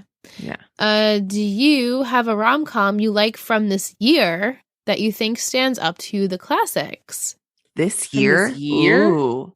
Have I seen movies I mean, this year? if you haven't seen any this year, maybe I guess whatever's most recent for you guys. I feel like the most recent rom-com that I've seen, or like the newer rom-coms that have come out that I feel like really kind of like could stand the test of time, is Long Shot. I was thinking Long Shot and The Big Sick and Sleeping with Other People are the 3 like most recent rom-coms that I think are classics. Who's that in will Long become Shot? classic. It's Seth Rogen and Charlize Theron. She's like the Secretary of State. Is it Carrie? Oh. Yeah, and he like comes on as like a speechwriter for her. He's a writer. And he was her child. She was his like babysitter when they were kids. So she's like 2 or 3 years older than he is. Oh, interesting. If you guys haven't seen it, it's so funny. It's so sweet. Yeah. Oh, I'll look that up. I will add it to the list because I feel like I haven't watched like any movies. I think the last movie I watched was called The Lodge. And it was around Halloween time because Randy and I were like in this like spooky kind of season watching movies. I get it. Yeah. And The Lodge was actually really good. But that's like the last movie that I've seen. Oh, all of these are pre-pandemic. I saw Long Shot on a second date, which is not a great, like, it's a good, like, you're into a relationship, go to the movies. But I saw it in theaters pre-pandemic. I don't know that I've seen. Oh, you know what I saw during the pandemic? Although I think it was earlier, and I'm not going to remember the name of it, but I should look it up. It had Chris O'Dowd, and it was like Chris O'Dowd and a bunch of Indigenous women from Australia or New Zealand, and they were like forming a band. It was such like a weird, obscure movie I'd never heard of. My parents and I came across it just like looking for a movie mid-pandemic one night, and it was so charming. And now it was like Blue Sapphire or something. I'm gonna find it. I feel like that sounds familiar. Not the premise, but that title. It was like The Sapphires. It's called The Sapphires. Okay. And like we're just like scrolling movies and it came up and we were like, we've never heard of this, but it sounds cute enough. And it was like turned out to be like a very sweet little rom-com about like, yeah, it's from 2012. So it's not in any way new. But it was a very sweet little rom-com I'd never heard of. Oh, interesting. Well, if any of our listeners have watched, I'm curious to see if anyone has. I feel like we're due for like another like really good rom-com. I feel like it's been, and I know like the pandemic has really messed up like movies and releases and that kind of thing, but I feel like we're due for another one. It's the time of year when we get a lot of like mediocre rom-coms on TV and streaming and stuff, but Christmas. I mean, genre. To go on Vic's last question is stating like, lately, any rom-coms I've seen are on Netflix, but not great, and usually set during Christmas. Yes. Are you guys Hallmark watchers? I'm more a Lifetime watcher and like Netflix, or I don't know that any of the other streamings have really picked up on the Christmas rom-com yet. But Hulu did one last year with I never watched that one. Kristen Stewart. I did that Happiest Season. Yeah. That was the most recent rom-com I've seen. I have thoughts and feelings about that movie. Same. I also recently watched Love Hard on Netflix, and it was fine. It was the latest like Christmas rom-com. Is that the Nina Dobrev one? Yeah. And remember you judged me for it? Because I watched it during work, and you're like, you're watching this? I can't believe you're watching this because you saw it on the desktop, and I was like, I have it on the background. Wait, this sounds so familiar. Those like Netflix. Oh, and it's like the nerdy Netflix guy. Is that the yeah? And there's he, like a catfishes her. Yeah, and Darren. I always forget his last name, but Chris, he was in Darren Never Chris? Have I Ever. Oh no, Paxton. He played Paxton. Paxton Yoshida. I don't know his real name. Right, Darren. He's very handsome though. Yeah, it was fine. I don't know any of these people. It was okay, but that was the last one. The Happiest Season, I had lots of things about that. But Season I liked so much about it, and also like one of the women in the main love story. I was like, you're not a good person, and I don't want you to end up with Kristen Stewart. Right. Oh, I want to watch that one. Yeah, that one's been on my list. Yeah. It has like shades of the Family Stone, except I like it more than the Family Stone. I'm in the anti-Family Stone camp. I did not know what I was getting myself into when I started the Family Stone. As soon as the first scene with the Christmas tree and the picture, I go, That's it. I already know how the movie's going to go. I'm not watching it. My mom's like, we're watching it. I'm like, I don't want to cry today. I do not want to cry today. But it's also insane. I keep every Christmas season, like people I follow on Twitter are like, it's an underrated Christmas movie. So last Christmas I tried to watch it and I was like, number one, it's like incredibly sad. And number two, it's bonkers. It's a bonkers movie and none of the people are likable and not enough way where it's fun to watch unlikable people. It's a bananas movie. It's been a while since I only watched it the one time because after that I said I'm not going to subject myself to cry yet again. So I don't really remember, but I mean I remember like character story plots and things like that. But that was a sad movie, and I did not know that was going to be sad. So when Carrie and I had to find Christmas rom-coms to watch for our podcast, we chose Ghosts of Girlfriends Past before I allowed us to watch The Family Stone. Yeah. That's how I don't negatively even think you could call that like a rom-com. Like I sure don't know. You can. I guess. It's all about what siblings will switch what girlfriends. Yeah. It's insane. Yeah. I remember being like, this is a weird movie. It's a weird movie. Jess asks, how will Blair running away with Padge change anything? Do you think that Padge will end up responding to Serena's outpour of feelings? I feel like he needs to at some point. Yeah. Yeah, you can't just leave that hanging out there. You gotta respond somehow. Even if it's to turn her down, you gotta tell her. Right. I feel like it's not gonna happen next episode. No. I feel like we're gonna be focused. A little preoccupied. Yeah. I think we're gonna be focused on, Blair running away from her husband. Right.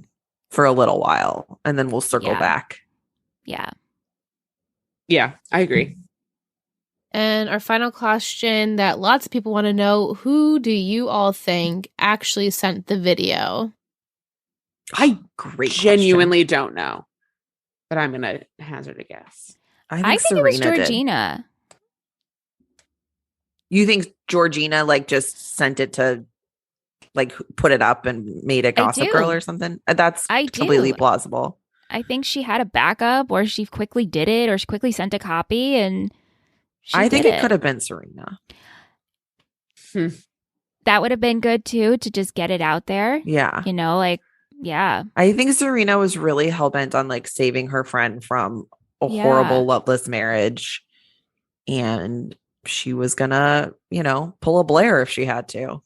Yeah. I like that idea story-wise. I was gonna say Nate too, just because I feel like it would give him something to do. But I like Carrie's way. Carrie seems... Nate. There's no way in hell it was just Nate. Needed something to do.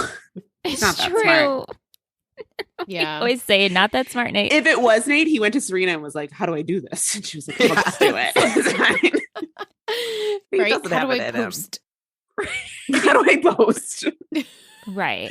Nate is all of our boomer moms. He's like, how do I put up an Instagram? And then he does it horizontally vertically instead of horizontally. Yeah. Yeah, he kind of just has anyone at the Spectator do things that he needs to be done. He doesn't actually know how to do them himself. Yeah. Right. Yeah. Right. Yeah. So he just gives them the tasks. But all right, good predictions, ladies. Good predictions. I think I know, so I will not say who I believe to have sent it. But do we find out?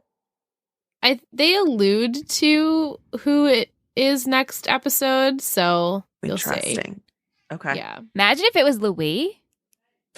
Oh. That's a fun twist. That is a fun twist. Yeah. Yeah. Just to kind of own this. My cat's right now. World War III. Is that Anne going, hey? Yeah. Niall's attacking Sully. Never a dull moment. I don't think it was Chuck. I think we're going to steer away from. I think we're going to stick to Chuck not trying to interfere. I think that's too easy of the answer. Right. I agree. Yeah. I think that's the easy answer. Yeah. So I don't think it's going to be him. Yeah. No. Georgina says, I left it with Chuck. Right. Yeah. What happens with it after, we don't know. So someone else could have picked it up. Yeah. Or not. It could have just been Georgina Right. Maybe Blair's mom did it. Ooh. Maybe it was Sean. Aw, yeah. I'd be happy if it was him. Right? He just wants Blair's best interest and wanted to ruin the wedding. Right. Do you guys have anything else you'd like to discuss that we haven't already? I don't think so. I will say I just finished You season 3. So there is a transition to watching Padge in this role. Yes, there is. And it is a breath of fresh air. It's just so lovely to see him not murdering people, you know? Yeah. But there is a part of me that's like, I don't trust you. Like, Blair, watch out. Don't you feel sometimes they're interchangeable, though? Yes. It's like Joe Padge, Joe Padge, Joe Padge. It's the same. Sometimes, like Blair, don't get in a car with likable until he's stalking women and murdering him. You're like, you seemed like such a good guy. Right. I know. There's a woman in a cage. I literally, after I watched the first season of You, I like turned to my roommate at the time and I was like, I can't date because nice men could also keep you in a cage. Mm-hmm. Yes. And she was like, this isn't a good reason. And I was like, it's what I've got. Valid. And that's why I have Carrie Lexus Nexus men. Oh my God, I love it. Well, this has been such a blast, as it always is. You guys are sometimes like our absolute favorite part of the season, because I feel like you guys come on for like the best episodes, and it's so much fun to talk to you. I think when we picked this episode, I was like, guys, this is like a big episode. Are you sure you want us on? And I was like, oh, please, no. Duh, yes. VIPs, you come for this episode because it's a blast to talk to you guys. And Michelle and I actually didn't watch it together this week, so we're all doing Zoom, and it's just nice to like see everyone and talk about it. So well, we'll have everything in the description for the episode to find you all. Wonderful. Do you want to tease maybe your next episode, what you're watching? Is it the Ghosts of Girlfriends? Our next episode is Ghosts of Girlfriends Past. There you go. We also just started a Patreon. And so we're going to be, we're very nervous that no one will sign up, but our first Patreon special episode is we're going to watch all 3 Princess Switch movies. Yes. Speaking of Christmas rom-coms. Netflix Christmas rom-coms. We are going to watch all 3 Princess Switch movies, which is a lot of Vanessa Hudgens for anybody to take on. Let me tell you. One Princess Switch movie is a lot of Vanessa Hudgens. We're going to have like 12 Vanessa Hudgens by the end of it. Yeah. Is the love interest, is it the same person throughout all 3? I don't know. I've only seen the first one. So it's Kostas from Sister to the Traveling Pants, right? Speaking of Blair, I hope he remains. That.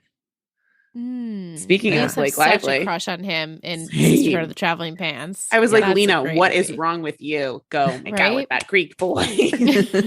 No. And then he was on Gossip Girl, right? Was he? I remember him on Greek. Was he on Gossip Girl? He was on Greek. Yeah, he was on Greek. Thank you, Carrie. I'm like, wait a minute. No, he wasn't on Gossip Girl that I recall. But Greek. No, I remember him definitely being on Greek and me being like, Kostas is on Greek. Yeah. Cappy from Greek showed up on this season of You, and he looks like such a grown up. It took me, and then I was like, Cappy? He's a babe. He's a babe. Well, Crazy Ex-Girlfriend. That's how I first met him. So. Oh yeah. He was so good in that. Yeah. Well, good luck with your Patreon. That's so much fun. Yeah. You guys are going to have a blast. Don't worry. You think that no one will come, but they do. Okay. They do. Because you're likable people, and people want to, listen to what you have to say, and they probably have the same opinions as you, and they just want to be in a community. And that's really and truly what it is just a fun community. So yeah.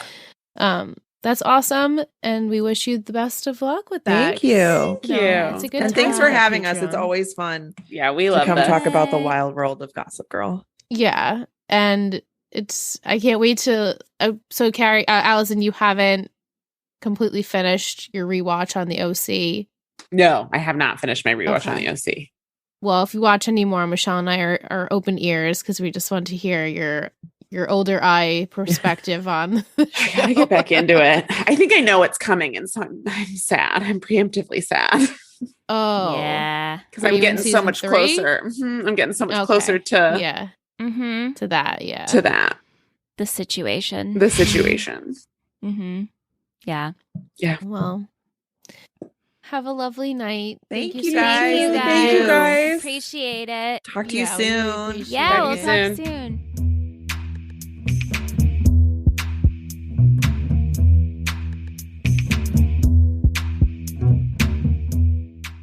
Welcome back. Thank you so much, Karen, Allison. We always love chatting with you ladies. Always a good time. You're literally our pod besties, I think. Yeah, we love so them. Anything for their podcast will be in the description for the episode. If you want to check them out, definitely do. Hold Up Podcast, Rom-Com Podcast. It's great. Some trivia I have for the episode is based off the movie Gigi, which you thought, we could predict that. The opening narration provided by Gossip Girl is the same as in the pilot. I thought that sounded familiar. Yeah. St. Joseph's Church, where the wedding is held, is previously seen in season 2's Seder Anything when Trip and Maureen get married. Maureen. This is Michelle Trachtenberg's first appearance in this season as Georgina. We haven't seen her in quite a while, it feels like. Miss you, boo. And we also haven't seen, we also haven't seen John Shea, who plays Harold, since season 2. Isn't that crazy? Wow. Is Roman on the island? I think he probably is. I could verify, but I think he probably is. Okay. This is the 100th episode for Blake Lively, Leighton Meester, Penn Badgley, and Matthew Settle, who were present in all the other 99 episodes of the series. Really? Matthew was? Yeah, I guess Rufus has been in all 100 episodes. Huh. Isn't that crazy? Also, when Lily and, because I have Scott Dar, when Lily and Rufus were talking about their wedding and they're like, oh, what are you talking about? It was in the park and Scott was there. I was like, we just got to keep dropping them. Yes, I know. I troll him. Funny. I'm like, oh, we referenced. The episode marks the first series to be aired on the CW since its first season to hit 100th episode mark. So I guess back in 2012, this was the first to hit 100. This episode was watched by 1.39 million views with a 0.7 rating in the adults 18 to 49 demographic. The episode scored a 1.4 rating in the network's main target, women 18 to 34. It tied number 1 most watched show by this demographic in the network for the week with The Vampire Diaries, despite the difference of 49% in the total views and 42% in adults 18 to 49. It's the first time this has happened since season 4 episode Touch of Eva. We have Louis' full name is revealed to be Louis Frederic Grimaldi instead of Louis Albert Jean-Michel Grimaldi, which is what they said in Petty and Pink's episode. Oh, okay. That's a big difference. The wedding was January 21st, 2012, a week after Blair's bachelorette party. And it's funny because I guess she was supposed to get married in November, but I guess maybe the miscarriage and everything set some things back. Oh. Because she was supposed to get married a day before Thanksgiving when we originally set this up. Remember? I don't, but I'll take your word for it. A week before this episode aired, the CW published the following message. Looks like our little Upper East Siders have all grown up. Gone are the days of lunches on the steps of the Met and the war between S and B. Times have changed. S and B are BFFs and there are real-life Prince Charming in the picture now. Happy 100th episode Minions XOXO Gossip Girl. The episode received generally favorable reviews. Sure, Blair has been dreaming of her fairy tale wedding since she was just a little girl, but it's also true that the producers of Gossip Girl had been dreaming of this moment for a long time as well, and the Upper East Side drama didn't disappoint. Stephen Marcy from TV Fanatic gave the episode a 4-star rating out of 5 in what has come to be sort of a make-or-break episode. Gossip Girl had golden opportunity to redeem its recent mediocrity and prove itself worthy of all the passion and loyalty we've invested over the years. While there were some gaping hole plots and disappointments tonight, especially depending on your couple of choice, you can't find fault with a pure number of twists, especially during the last 5 minutes. Marcy appreciated the reference to Gossip Girl's earlier days, the promised homage to the old days were in the episode and incorporated in ways that actually fit the present day story. Case in point, a memorable Gossip Girl quote, "I love you, always have, always will," which was spoken to a very different character long ago. And the cover of Young Folks at the Onset was fun. The Huffington Post Laura Prudhomme also found the episode had honored Gossip Girl's past for the first time in recent memory. This week's milestone episode of Gossip Girl finally recaptured the confident plotting and razor-sharp shocks of its first 2 seasons. She also praised that Georgina is Gossip Girl, which was totally unexpected. I feel like that's expected, but okay. In classic Gossip Girl fashion, the 100th episode was full of witty one-liners, many of them from the mouth of Georgina Sparks, and one in the honor of The Princess Bride paid homage to the pilot and featured several head-turning moments that gave this episode a 9 out of 10. Glennon found Georgina amazing in this episode. You can't even take your eyes off of her because she's so great in every scene. However, the Atlantic Wire thought the writers should have waited until the last ever episode to do the unveiling of Gossip Girl in question. Isn't that indicative of the show's greater fallings over the past 4.5 years? The constant need of this once promising show to tip the hand too soon, and concluded, "We think the time has finally come to remove Gossip Girl from our bookmarks." I just feel that lots going on there. Yeah, of course. But you even if you were watching in present day, you still have to be skeptical. Like, I wouldn't take Georgina being Gossip Girl seriously. No, because to me, even though they're saying it's not predictable, it's extremely predictable. Extremely. She's like the number one contender to take down Blair and this whole world. Like, of course she would be Gossip Girl.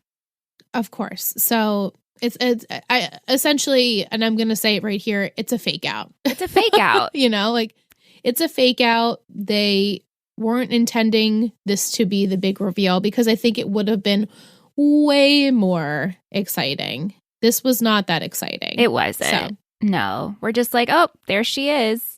There she is typing away. Like, it was predictable. At least in this episode. If they wouldn't have shown, if she wasn't in it and then we saw her, maybe it would have been like, oh shit, it's actually Georgina. But it seemed like that could have just been the case. So we should have just saw hands and maybe like a watch or jewelry or something. We didn't have to do the reveal. We didn't need a fake out. Yeah, we had some music by Marilyn Monroe, The Kooks, John Hastings, Group Love, Beethoven, Vitamin String Quartet, and Wolfgang. What did you think about some fashion in this episode? I thought Blair looked beautiful. She did look beautiful. I think I liked her original dress a little better, but she did, of course, look beautiful. Yeah, I loved her hair, actually. Really, really liked her hair. And I thought, it's so funny. Shanna hates her hair. Oh, I love it.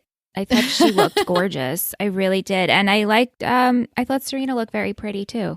Yeah, I wasn't a fan. I mean, I know it's kind of very royal to do like those big head pieces and hats and things like that, which I felt like we saw a lot in like the guests of the wedding. But Serena's was like, she got like a beehive hair going on. I loved it. I thought it was great. You loved it. I loved her silk pajamas, Serena's silk pajamas in the beginning of the episode. Yes. I love Dan's plaid navy jacket. He looked nice in that. And I thought Dorota looked beautiful too. I love Dorota. I feel like we should have gotten more Dorota in this episode. I know. It's Blair's big day, you know? Yeah, but she was there. I like that when Blair was walking down the aisle, we did get a close-up of Dorota tearing up. So yeah, I very much appreciated that. I loved Eleanor had this diamond necklace. It was so beautiful. Yeah. Such a statement. Yeah. And I had Nate's gray peacoat. Sure. Sure. What about some quotes? Bless us, Father. I have a feeling we're about to sin. Or Jesus owes me one. I thought that was so funny. So good. You know the world is a mess when the most honest person we know is Chuck Bass. Yep. I smile and cry at same time all morning, Dorota. I know. You should totally donate that dress to the Smithsonian. Don't worry, Miss Serena. You'll find someone someday who loves you like that too. Eleanor, are you coming to stop this thing or what? Yep. As long as you don't show me up like you did last time. if I ever cried, I'd be moved to tears. Yep. And one father is not enough because that has to be in there. Oh, yeah. So good. All right. Ready for an MVP and shittiest? Yes. Okay. Here we go on 3. Okay. For MVP. Okay. 3, 2, 1. Georgina. So Eleanor really should get it. She is my blue ribbon, but I have to give it to Georgina because she just, to me, made this episode. Yeah, she definitely did. And we did have some votes for Georgina, but mostly actually Eleanor did take it from our listeners this week. She just, we know why she's the MVP. But Georgina, without her, this would have been a very lackluster episode. We needed her. I always welcome a Sparks. We needed her. Yeah. Yeah. All right. Shittiest. Yes. Got it? Yep. All right. 3, 2, 1. Louis. Sophie. Yeah. I was going to pick Louis too. I get what you did, but also Sophie, get what you did. Like, I got why everyone did what they did, but I was just like, Sophie. Mm-mm. Yeah. Yeah, no, I think that's her, that's like the culture of being royal, you know, like that this is how we do things. And Blair, she's finally doing what we wanted her to do. Like this entire time she was definitely defiant of the royal culture and what they're used to. And so when Sophie's like, okay, they're getting married, it's just for a contract. Louis is like, wait, what? But yeah, that's how things are done. And just to use the loss of the pregnancy as good press. No, that was messed up. Super messed up. And she sent Beatrice away. I know. I would have loved to see her on his wedding day, but yeah. That's it. I chose Louis, and actually all of our listeners did choose Louis as well. Time for a little Betty of the week.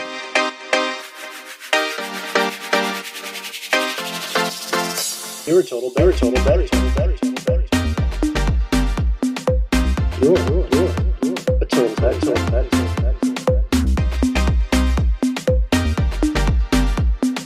You're a total Betty. This week, I have chosen Jalance. Girl, hello. We love you, Jillian. Thank you so much for being with us for as long as you've been with us. We super appreciate you. I always love hearing your opinions and thoughts on things. And, our Patreon fam loves you. And we are just super appreciative that you've been with us for as long as you have. So thank you so much. Thanks, Jalance. Love you, girl.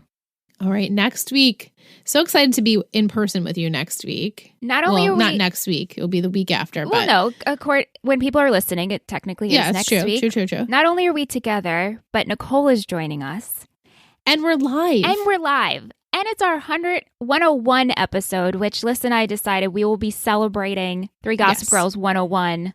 Big celebration that day because we could be together we've made today. It to 101 episodes. Well, plus, but really, we felt like we wanted to celebrate being with this show and with you guys for 100+ weeks. So it's crazy. Mm-hmm. So join us next week live. That will be for our Patreon family. The link will be posted on Thursday, December 9th.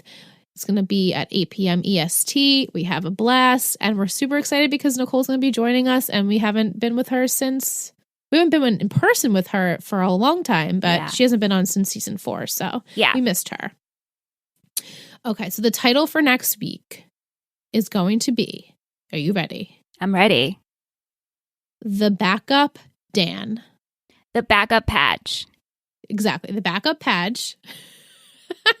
That's what I'm writing. My 3 gossip words are... 3 gossip words. Missing. Promise. Price. What are you going to do with it? Okay, so Blair is missing. Padge is missing. But Padge makes a promise to Blair that I will not reveal where you are, but I have to tell people you're okay. Very good thoughts. Price, there's a price for everything. So I'm wondering, I guess it could be taken as actual price of an item, or there's a price to be paid. And, metaphorically speaking. Yeah, for so sure. I guess this is going to be big news now because here Louis gets married and we have this wedding. And the fact that, you know, the whole church hears, and I'm sure this is reported, that this comes out, and then they all decide, you know, we're going to go on with it anyway. Like, everyone at that wedding's got to be like, well, this wedding's never lasting. This is a fucking shit show. We're here for the tea, but we know this isn't going to last. Right?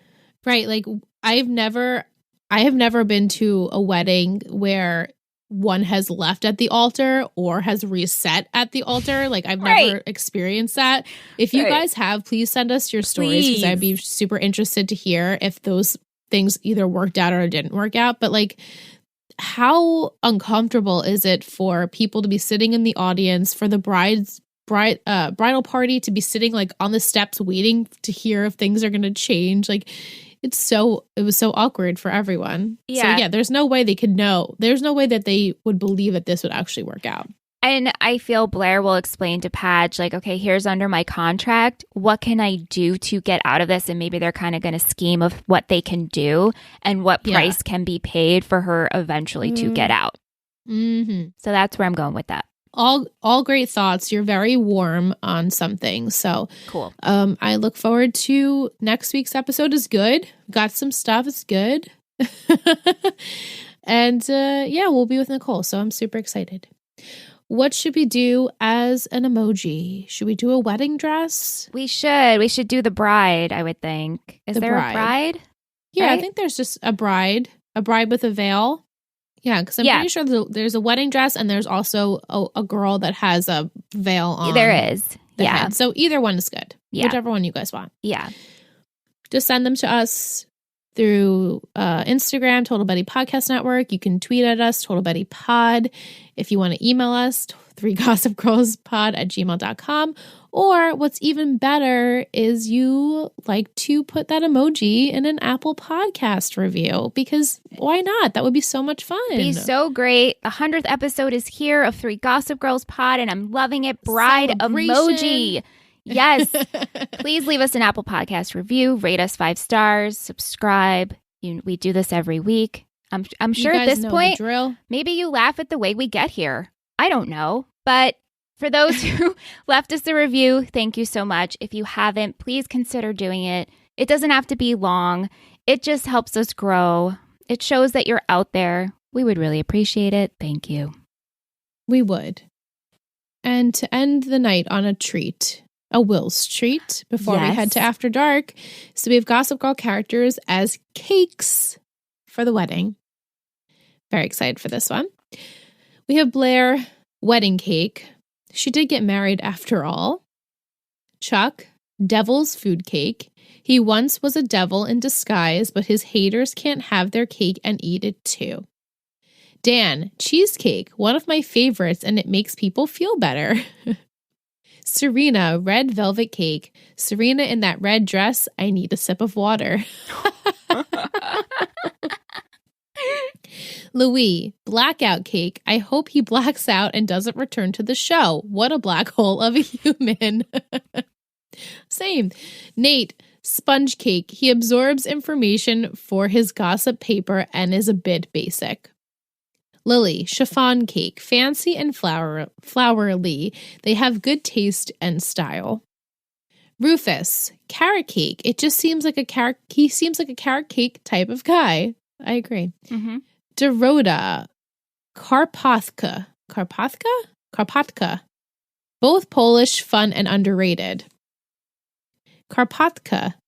I've never heard of it before. Me neither. You? No. I'm gonna have to look this up. I want to try this. Yeah. Georgina, pound cake. She keeps pounding the same drum. Screw Blair and let her friends eat cake. Eleanor and Cyrus, chocolate cake. Always a treat, never a disappointment. Maureen, better than sex cake, also known as better than Robert Redford cake. Both are better than sex, and in the case of Redford, a Republican. What? What? Okay. And Miss Carr, cupcake. She had a small role, but her storyline was delicious. Oh, Will. You always provide. Always provide. I love reading the Will's Treat each week. Me too. This one was so much fun. Sometimes they make me hungry. I'm not going to lie. The jelly beans one, this one, the Thanksgiving food on our reboot episode. Like, he always delivers. Thank you, Will. It's so much fun. Thank you. All right. It's time we hop on in them carts. Strap in, Liz. Strap ourselves in. We're strapping in for After Dark because I know we got a ton to talk about. Oh my gosh. You ready? Yeah. Click, click, click, click, click, click, click. You know you love us. XOXO. Gossip Girls.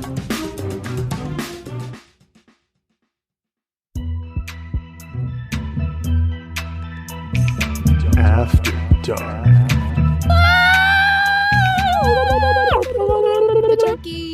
The turkeys have made it. We've arrived. Into After Dark. We've arrived. Wow. Mike says if you didn't know it was Padge, would you have assumed it would have been one of the main cast? Oh, yes, because it would be such a disappointment if it wasn't. It has to be. You know what I'm saying? Like, we can't just have a sideline character or maybe someone who showed up all the time, but it's someone we know. Yeah. He says, now, how does Georgina fit into this as Gossip Girl? Does it prove that it's a server? Yeah. Or she hacked it. You know, little in the new Gossip Girl, Milo is just, he knows how to hack into things, and he learned that from his mama, and Georgina just either hacked into the server or not hacked into it, but it either is an open forum server or she hacked into the system. Right. Mike says, when the two of you are live podcasting, are you ever worried you're going to accidentally let it slip who Gossip Girl is? Yes, but we would just edit that part out. Well, no, he's saying if we're live, we can't edit that out. Live, you're right. So yes, I just keep quiet. I really try to bite the tongue of, you really got to think before you speak. Yes. Yeah. I know. Imagine. That would not be a good situation. Jess says, from last week's episode, they changed the location of the bachelorette party so Chuck wouldn't know where they were, but the Gossip Girl app, even if Gossip Girl isn't posting, I'm assuming the site is still up, has the tracker. I know I was thinking about this last week after our episode went live, and I was like, how did Dan find them? It made sense that the Gossip Girl tracker was probably still up and he could find where Serena was. Right. Yeah. But all right, so now that we know that Dan/Nate is Gossip Girl, right? Like, obviously Nate at this point, but Dan for season 6, and I'm pretty sure we have teased that, and we've teased the reveal of Gossip Girl in the final episode of the final season. So even if they are newbies, I feel like they must know that this isn't the actual reveal, you know? Right. I'm curious for the newbies. Well, obviously they're not listening to this right now, but I want to ask and see if they actually think Georgina is Gossip Girl. Yeah, because it was such a lackluster way of showing it. I don't know. I also feel that we can't even talk about Dan and Padge being Gossip Girl in this episode because I truly believe it was just Georgina being in the system as Gossip Girl. Right. I mean, he was involved in the wedding. Nate was at the wedding, but like there was no way that he could have made time to do any of that. So it was Georgina. Yeah. So we'll see what happens next week. But overall, it's a good episode, you know, very Gossip Girl heavy episode with, I guess, the Georgina stuff. But is Georgina with us next week, or we don't see her for a while? Yes. Oh, she's going to be with us next week. Oh, yes. Awesome. Yeah, it's actually kind of like a two-parter, almost like a continuation. It's basically a continuation of what's to come after the wedding and everything. Yeah. Yeah, so she's still in it, and we get some friendship, teamwork, figuring things out. So awesome. Very that's cool. where I'll leave you with that. But okay. Thank you to everyone who's gotten this far listening here. Thank you, Carrie and Allison, for being with us this week. Excited to chat with Nicole next week. And we'll be back live. Guys, remember, live podcasting on December 9th. And we hope that you join us. So see you then. Bye. Thank you so much for listening to 3 Gossip Girls podcast. You can email us at 3gossipgirlspod@gmail.com. Or if you want to follow this show and all of our others, you can head over to Instagram at Total Betty Podcast Network. This has been a Total Betty podcast, produced and edited by Michelle Rubenstein and Alyssa Tenio, music by Anthony Viccora.